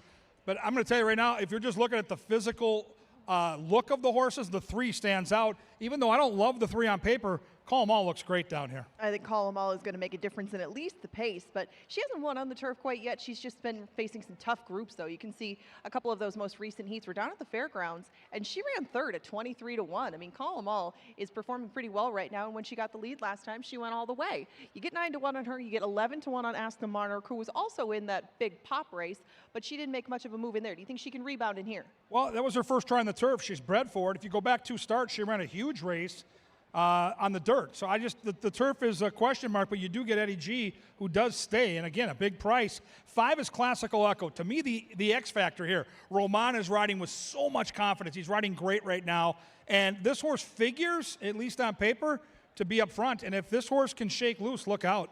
And no turf races for this one, but like you said, I mean, if you've got speed and you can handle the move over to 5 furlongs on the turf, I mean, I don't think the surface will make as big a difference for her. It's just how far she can carry her speed and how much pressure she gets. That'll be the telling tale for a lot of the speed horses in here. But I like the 6 September Magic. Do you think she's got a shot? She has a shot. I mean, you go back to the fairgrounds, and if she runs any of those races, I see a 70, a 70, and a 74. If she runs any of those races, she wins by open lengths. So she's the most likely winner, but all I'm going to say is this. To me, this is a race where if you're going to come from off the pace, you better hope it heats up, and I just don't know how hot the pace will be. Oh, that's fine, and September Magic ran behind a very talented stablemate of hers named Auntie Vodka last time around, but she has done some damage on the turf. I love the surface move for her. And Birdie Be Gone, just next door, is looking for her 4th win in 7 tries on Canterbury turf. She is as consistent as they come, and she should improve after 1 start already this year. Yeah, she looked like she needed the race. Teddy G's here. We're always cheering for Birdie Be Gone. Don't sleep on that 7. She'll be a part of the Try and Super. She loves it here at Canterbury. We're getting close to post time. The 8 is a horse I've got in the mix, Ange. Uloa for Silva, but the wide post could be a problem. It really could if she does intend to go use that speed on the front end. Has not been a fan of passing in recent times, and that's the main argument against her. But you're getting 7-1, a lot higher than I thought you would. So if you do like her, at least you're getting fair value. 3 of them are on the 7. 3 of them are on the 6, and Han Solo up there at the top's on the deuce. This should be a lot of fun. Turf racing, Canterbury Park. Right now, Sir Leonard Dykert and the call to the post.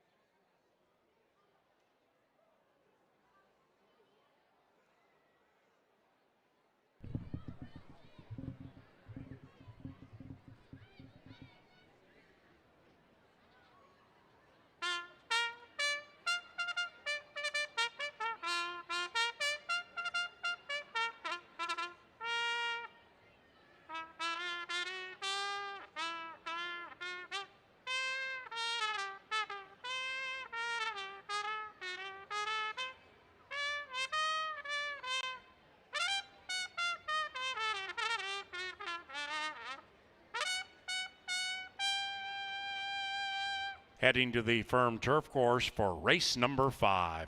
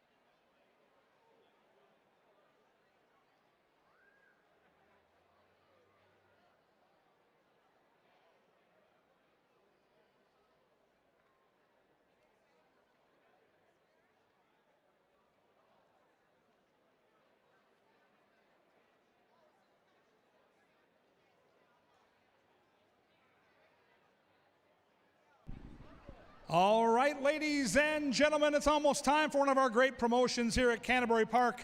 Kip Rakes loves this one. He loves the wheelbarrow race. It's his favorite thing outside of the barrel racing. They're playing for 4 tickets to Tacos and Tequila, one of our most popular nights at Canterbury. 4 tickets, it's like a $150 prize. Even if they get second in a 2-horse race, they get a daily double pack with free betting vouchers, food vouchers, and free admission. So they have to zig and zag through the cones, get down to that line down there, switch partners so the pusher becomes the rider and vice versa, and it's all kinds of excitement. We got a lot of money on the line. Ready, set, go. And there they go. All right, inside team here has an early start. Now they got to switch. Boy, that's an efficient switch. Look at these guys. It's like NASCAR. A couple of ringers, and the other 2 are left in the wake of a keen turn of speed. Free money right here. That was impressive. Give them a round of applause. They're going to Tacos and Tequila. Gratis. Second place gets daily doubles, and they were clearly second best today. Wow, that was good.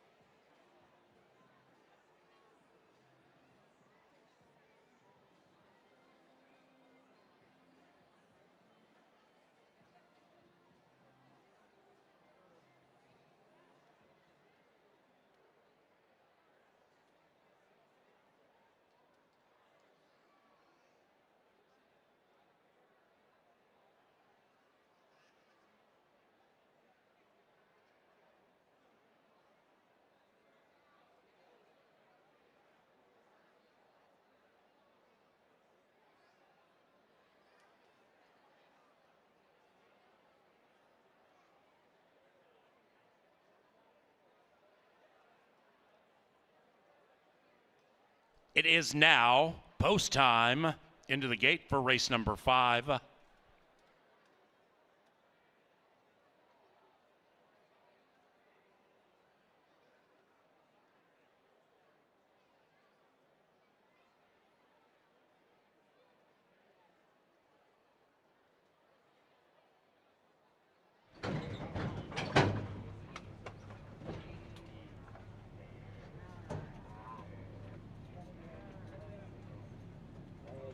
September Magic favored.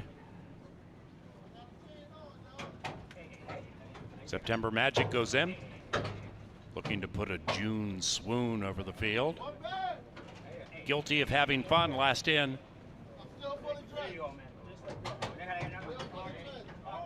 Ready, y'all. Let us know.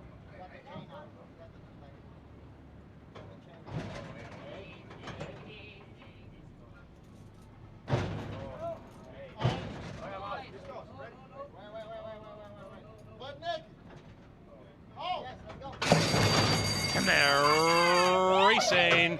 Slow beginning for Classical Echo in the turf debut, back to second last. Great beginning for Guilty of Having Fun, opening up by 2, make it 3. Birdie Be Gone is the gray, now taking up the running in second to the outside of September Magic. The favorite is Close Handy, and the leader still is Guilty of Having Fun. After that, Call 'Em All, Sharp looking to win 2 in a row off the far turn. Then we come to Ask the Monarch to the inside of Vesper Chicks. Then we come back even farther to Classical Echo. Smarty Be Good is in last, far out of it. They're at the top of the stretch, still chasing Guilty of Having Fun. Guilty of Having Fun leads it. The veteran mare Birdie Be Gone to her outside. After that, it's September Magic to the inside. Far outside is Call 'Em All, and right behind them is Vesper Chicks. They're still chasing Guilty of Having Fun. Here comes September Magic. Guilty of Having Fun. September Magic, pay the 8. Guilty of Having Fun, gate to wire.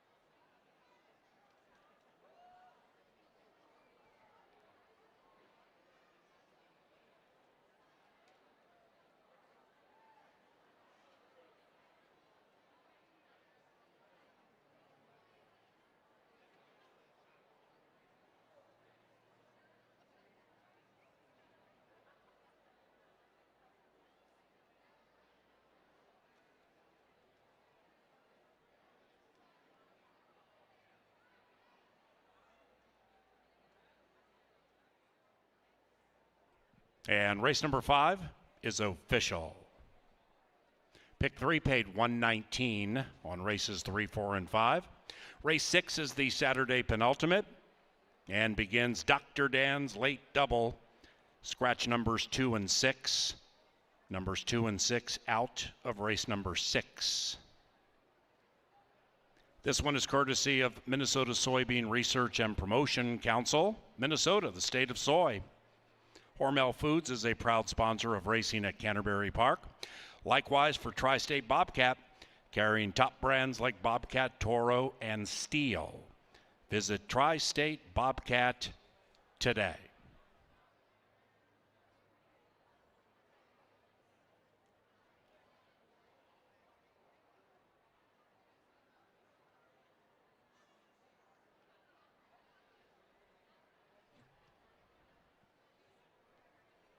Now entering the winner's circle, 8, Guilty of Having Fun, and Carlos Ulloa.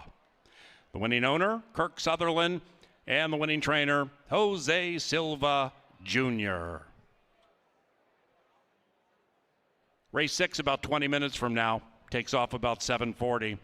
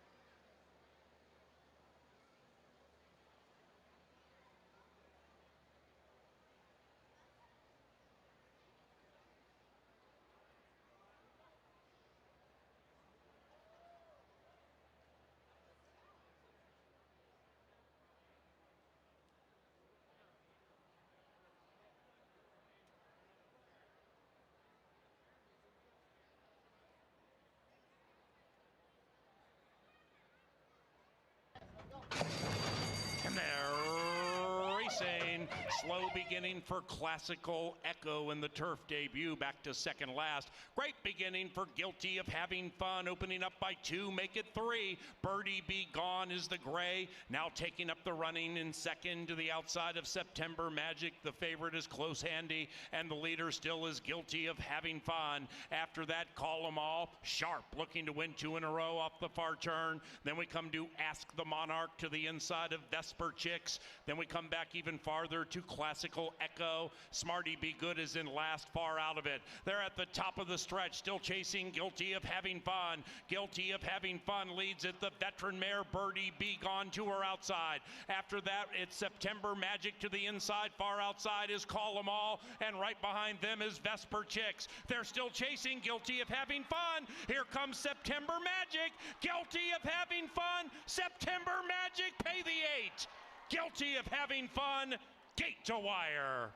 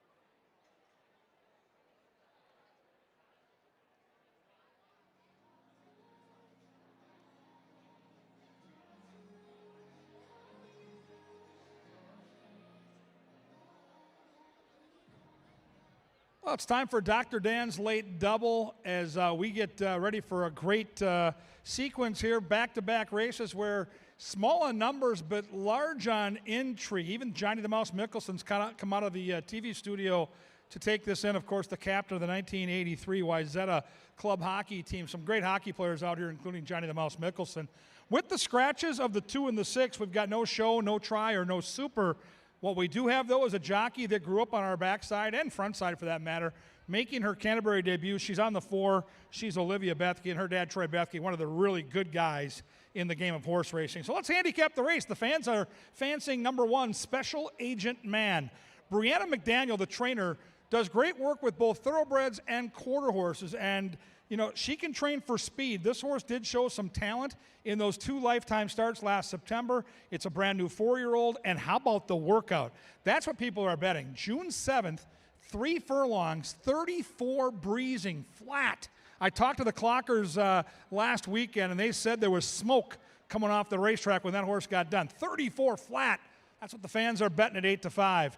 I'm on the 3. I'm on the other Bethke horse. I'll certainly be rooting for Olivia, but I thought Ben's Lake Echo off that beautiful race last time out behind Navarre. That Offerman horse, Navarre, has turned out to be a really good horse. Back-to-back wins. I think Ben's Lake Echo actually gets the lead and could be tough to beat. But now, let's talk about the 4. Let's talk about Olivia. I talked to Troy about her skills about a week ago, and he said she's great out of the gate. She's been galloping. You've seen the kid out here. She's fit as a fiddle. She's a strong kid. She looks like a hockey player, actually. So I can't wait to see what she can do in the saddle. She's got more tiger paw here. And I talked about this with Paul Allen in our Today at the Races program. This horse might be 0 for 21, but in a 5.5 furlong race, if she's close in mid-stretch, this on paper looks like the horse that can finish the strongest. All she's got to be is in the mix late, and Olivia could find herself in that winner's circle. Couldn't find a nicer family. They've been supporting Canterbury for decades. Good luck to Olivia, and good luck to Mr. Troy Bethke, one of my real close friends in the game. 5 is Huey. Paul Allen picked Huey, and PA had an interesting angle on this horse. There's been some steam in the Westerman barn. When you hear the word steam, it can mean a lot of different things, but there's been some buzz about a first-time starter that was coming. So PA's taking the swing. And boy, the horse looks good down here in the paddock. So we'll make that debut sans blinkers. So just ready to rock and roll on the muscle down here outside attack post. And you can see by the betting board, I know it's a 4-horse race and we're trying to bet the late double, but all 4 horses are getting bet. All 4 have a big chance to win. So you got to make the call. Who you taking, who you betting, how you winning. They'll be at the gate inside 9 minutes. Here they come, Minnesota-bred maidens traveling 5.5 furlongs. Someone's going to run into the record books and get their first ever victory. Will it be Olivia Bethke? That would be pretty cool. Right now, down the tunnel, onto the track, Sir Leonard Dykert and the call to the post.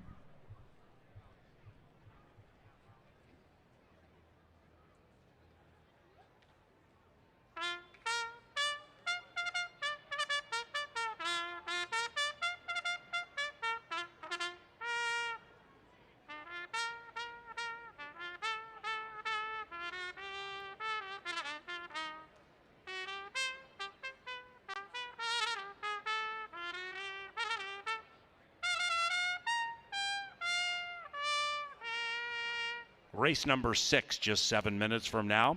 Scratch numbers 2 and 6.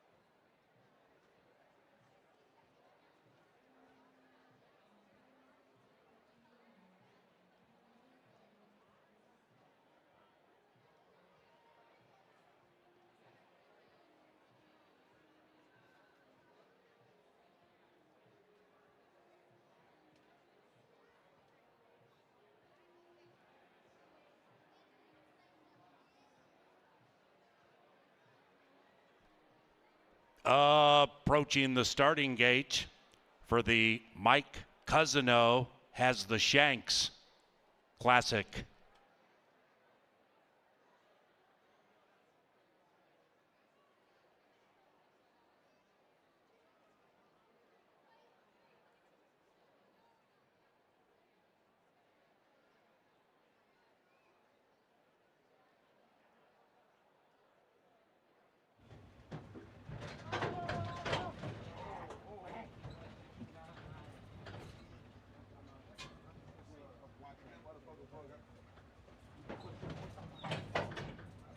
All right, Bud, make it on the one.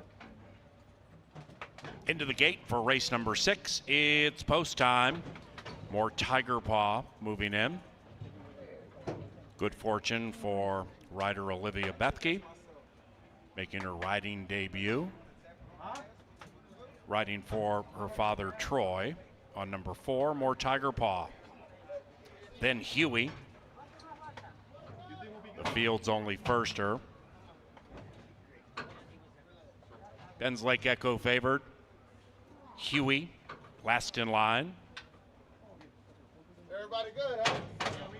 All right. Straight, bro. Good? Oh! And they're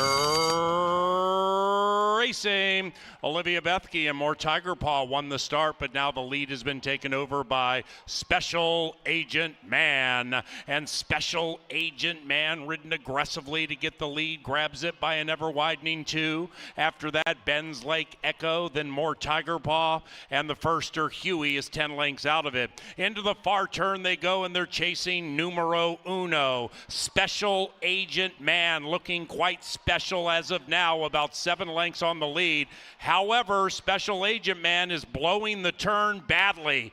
Special Agent Man leads it by a mile, but somehow is in the middle of the racetrack, but doing so with a healthy lead. More Tiger Paw next to the outside of Ben's Lake Echo, and Huey's running on late. Into the final 250. Out there in the center of the track, Special Agent Man. Then Ben's Lake Echo, More Tiger Paw between them. Special Agent Man, here's Ben's Lake Echo to capitalize on the mistakes made by the one. Ben's Lake Echo in a tight photo with More Tiger Paw. The even money shot, though, got it by a head.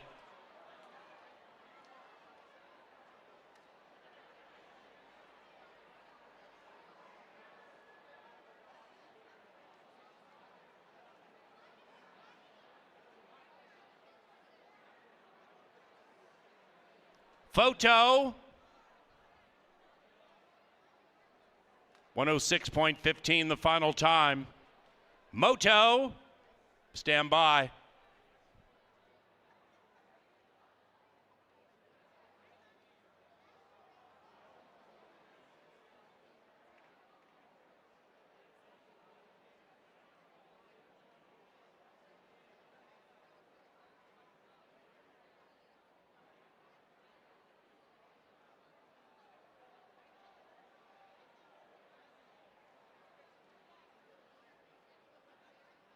Result of the photo shows the winner is number 3, Ben's Lake Echo.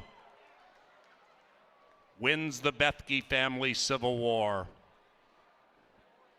3-4-1-5.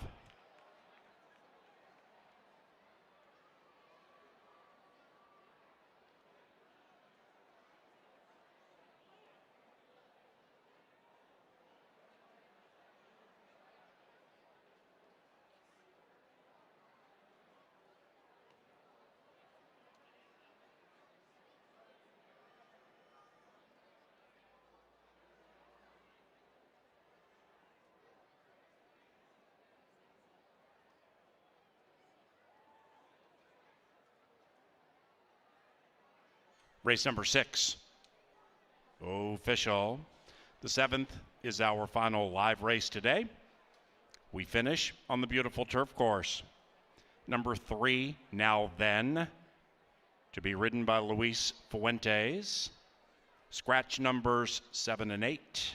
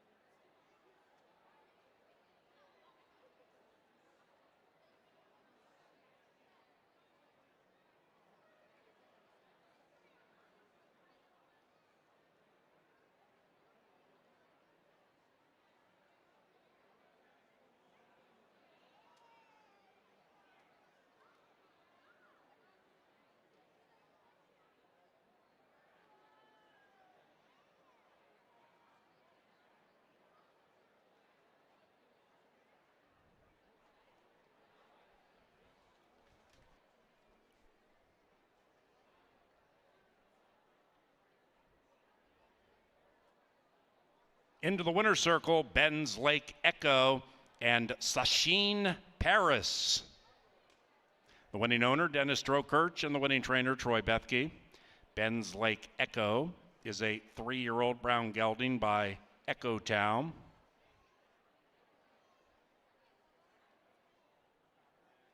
Out of Brampton, bred in Minnesota by the winning owner, Dennis Strokirch. Race 7 is courtesy of By the Yard with a showroom just south of Canterbury, off 169 in Jordan. And a final reminder, we have a Father's Day food truck festival tomorrow. Plus, courtesy of Furniture Mart, we are giving away 10 Lazy Boy recliners. Tomorrow at Canterbury Park, we start at 1 o'clock.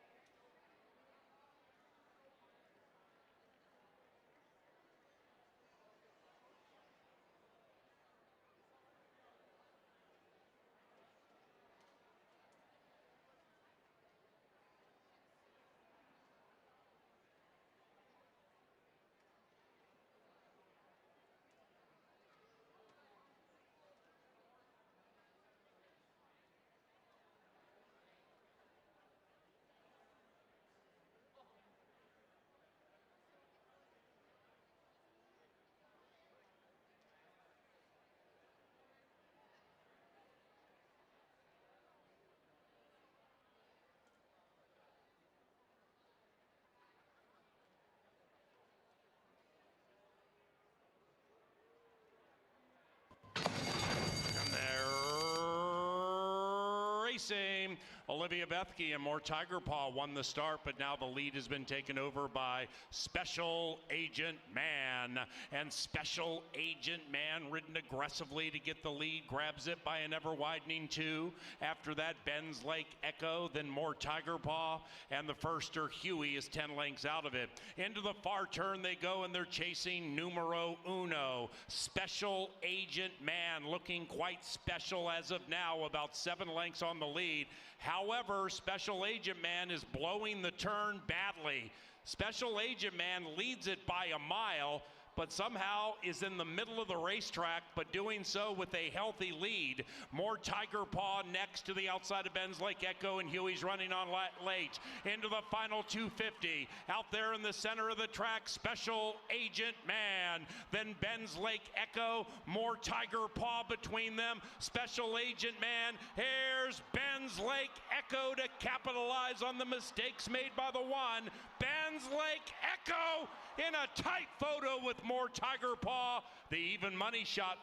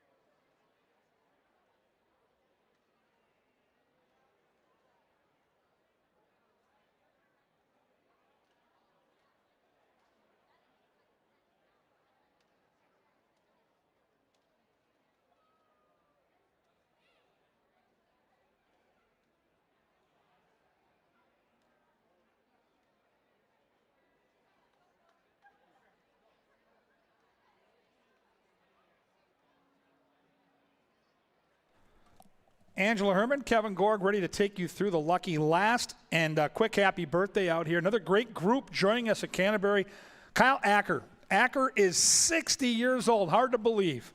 We knew him when he was just a little baby pup, and now he's 60. I'm 1 year behind him, but I'll be catching him in February. Happy birthday. Hope you're having a great time at Canterbury. And fans, if you want to have a special birthday party, anniversary, yada, yada, yada, CanterburyPark.com is the place to go, and I yada-yada'd over the best part. No, I mentioned the bisque. Race 7, 5 furlongs on the turf.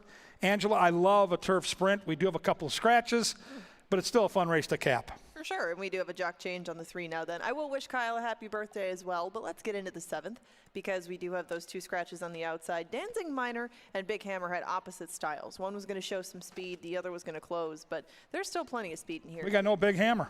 We got no Big Hammer on the outside, but Speaking Loud has plenty of speed himself, and he used that to a 3rd place finish last time around. It was a smaller field. You know, I thought a bigger group like this might put a challenge to him, but the fact that Speaking Loud and Phantom Express drew right next to each other in the gate, I know you like Phantom Express. Does it bother you at all that it seems you have some speed to the left, speed to the right, or do you think you can clear him? No, I think he can set off him. I think the post allows jockey Constantino Roman to, if you break sharp, then great, go get him, Phantom. Otherwise, it looks like Speaking Loud is maybe a little quicker. I mean, 21 and change, 44 and change. Just sit right off and like a workup, you're ready to make that move around the far turn. If they hook up for a long period of time, they're both going to be in trouble. I can see that. I just thought there'd be some value here. I'm a sucker for a Prairie Meadows horse that ships up here to find a turf course. It's not cheap in this day and age with gas prices to make a move like this. They're here with a reason, and the reason is there's no turf course down in Altoona. So I like Phantom Express here a lot. This will be one of the win bets I make on the card here at 7-2. Now then is the 3. Fuentes picks up the mount. This horse isn't slow either. No, Now Then is not slow, but Now Then has been carrying his speed going 2 turns. Now, when we did see him sprinting, he did perform well. Unfortunately, it was at Santa Rosa in August of 2024. So if Now Then is at all a changed horse, that still is a question mark, but they did just cut one back in the last race from long races to a sprint that had some speed all the way on the front end. I mean, if Luis Fuentes can get this horse in front at any point on the backside, good luck running him down. Now, King of the Trail right next door is another one on the cutback. He cuts back off a race that, I mean... Went way too fast. Yeah, I was just going to say, it claimed a couple of victims on the front end, but King of the Trail might fare better a little bit here, and he has not tried a sprint before, so what do you make of him? If he's in the mix, you know, within a length or two in mid-stretch, off that route race, dangerous. I mean, tried a mile last time, 22-4, 45-4. That's just way too fast, and Shankopotamus reaped the benefits. But no, the 4 is not without a chance at 4-1. You're on the 5, and Mac Robertson's got 2. Why do you prefer the 5 over the 6? Oh, man, it's so clever, isn't it? He's 9-5. Well, no, but they both look like they can run. I know. But the thing is, Max Vegas is a 3-year-old. Go West Go is a 5-year-old. And Max Vegas has a dam who was all turf. You know, I think they're kind of trying 2 birds with 1 stone here. See if he likes the turf and see if he can hang, if he's made some progression from age 2 to age 3, and see if he can hang with this kind of group, because there are some stakes races maybe coming down the road on the turf that they might want. We'll find out. Max Vegas is more of a question, though. Go West Go seems very tailor-made for this race. There you see the handicappers and which direction they're going. Looks like a fun race to handicap for you. Find a winner now. Go home a winner. Come back on Father's Day tomorrow. We've got food trucks. We got a 1 o'clock post, Pepsi Family Day. It's going to be awesome. For Angela, I'm Kevin. We'll see you tomorrow for Father's Day. Good luck here in race 7.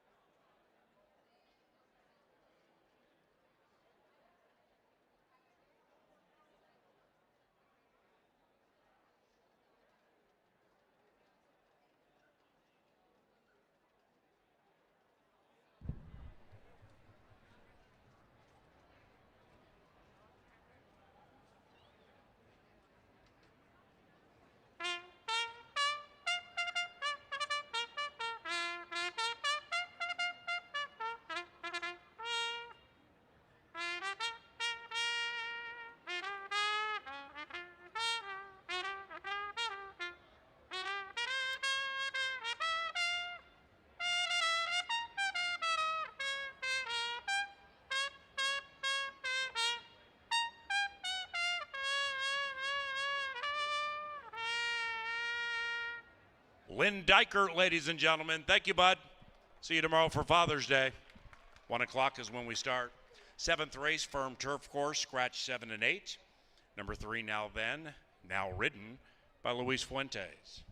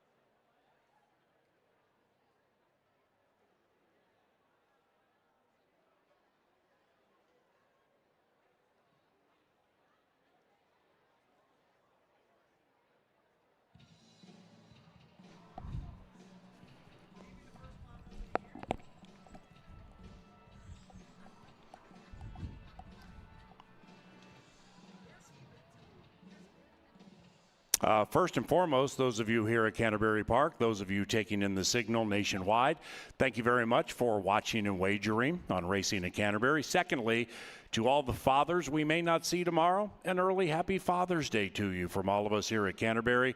I'm the Chaser. This is provided by Crown Royal, and the Chaser is a father, so therefore this is Father's Day weekend. This might be the Chaser's lucky not only day, but weekend. And we're going to begin it right here with a win bet on number 3, Now Then. You know, now and then, the Chaser really loves some cutback love, and that's what Now Then is giving us. Luis Fuentes astride, and the trainer, Jose Silva Jr., he's looking for his 3rd victory. Let's go Now Then, and a happy Father's Day to all of you.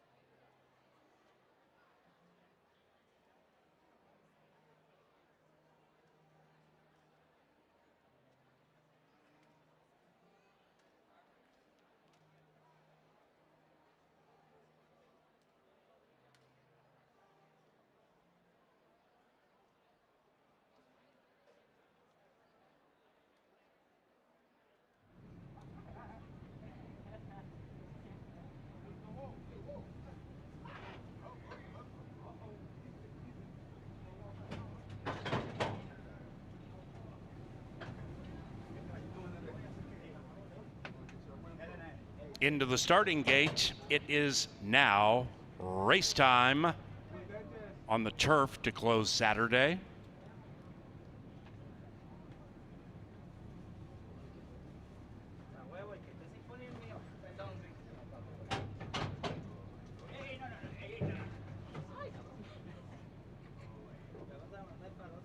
Go West Go, even money in favor.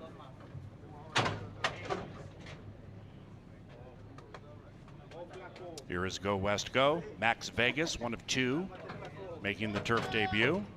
Last in, the other is Phantom Express. Here from the casino to the south. A Saturday six-pack to close it. And they're racing. Another superb start executed by the Canterbury starting gate team. Now then takes the lead on the cutback. Now then flashing speed with Speaking Loud to the inside. And outside of that is Max Vegas in the turf debut. Right behind them, Go West Go to the outside of Phantom Express in the turf debut. Just had to check back to last. Overtaken by King of the Trail. Up top, Speaking Loud. Loud on the lead. Now then clings to that one. Wider out, Max Vegas about two from the front. Go West Go, seemingly full of run, blocked by the leading three. Outside of that, King of the Trail, and then we come to Phantom Express. Now then, Speaking Loud, inside, Go West Go. Outside of that, Max Vegas, and even wider out, King of the Trail. Spine Tingler, up goes Max Vegas. Inside, Go West Go. Go West Go prevails.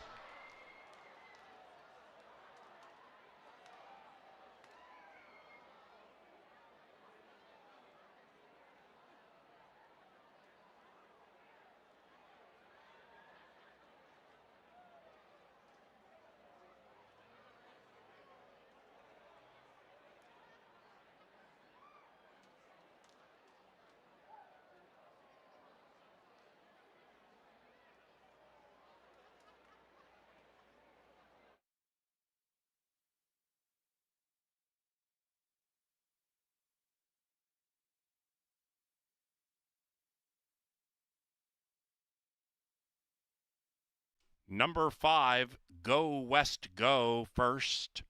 5-6-4-3, unofficial.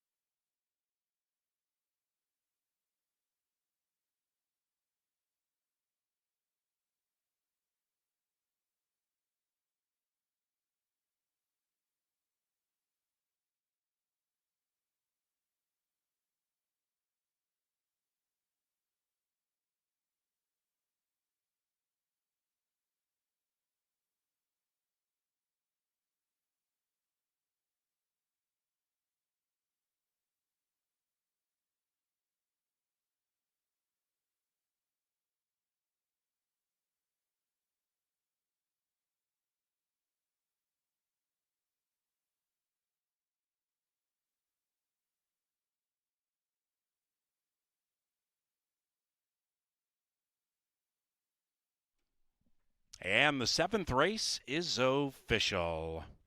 Second pick 4 paid 101.70, and today's pick 5 310.65.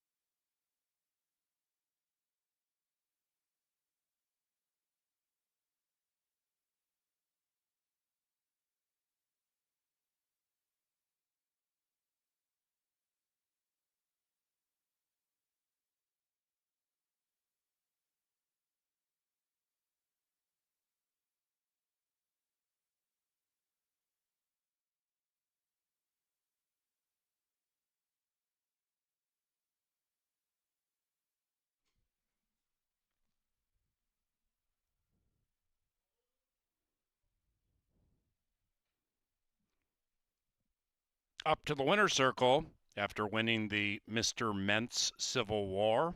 It is Go West Go and Manny Americano. John Mentz is the winning owner, and the winning trainer, Mac Robertson. Father's Day tomorrow, 1 o'clock for Family Day here. We are giving away 10 Lazy Boy recliners courtesy of Furniture Mart, plus a bevy of food trucks and much more. Join us tomorrow for Pepsi Family Day. On behalf of those of us here in the Dark Star Press Box, for our esteemed television department and Canterbury Park's management team, thank you very much for joining us today.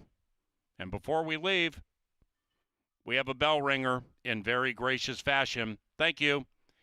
That means at least $100 to the Canterbury Park Chaplaincy and Backside Foundation, providing various resources for those who reside on the backside, like mattresses and air conditioners, pop-up dentistry, and much more. Thank you. See you tomorrow at 1. If you're leaving the track, please drive safely.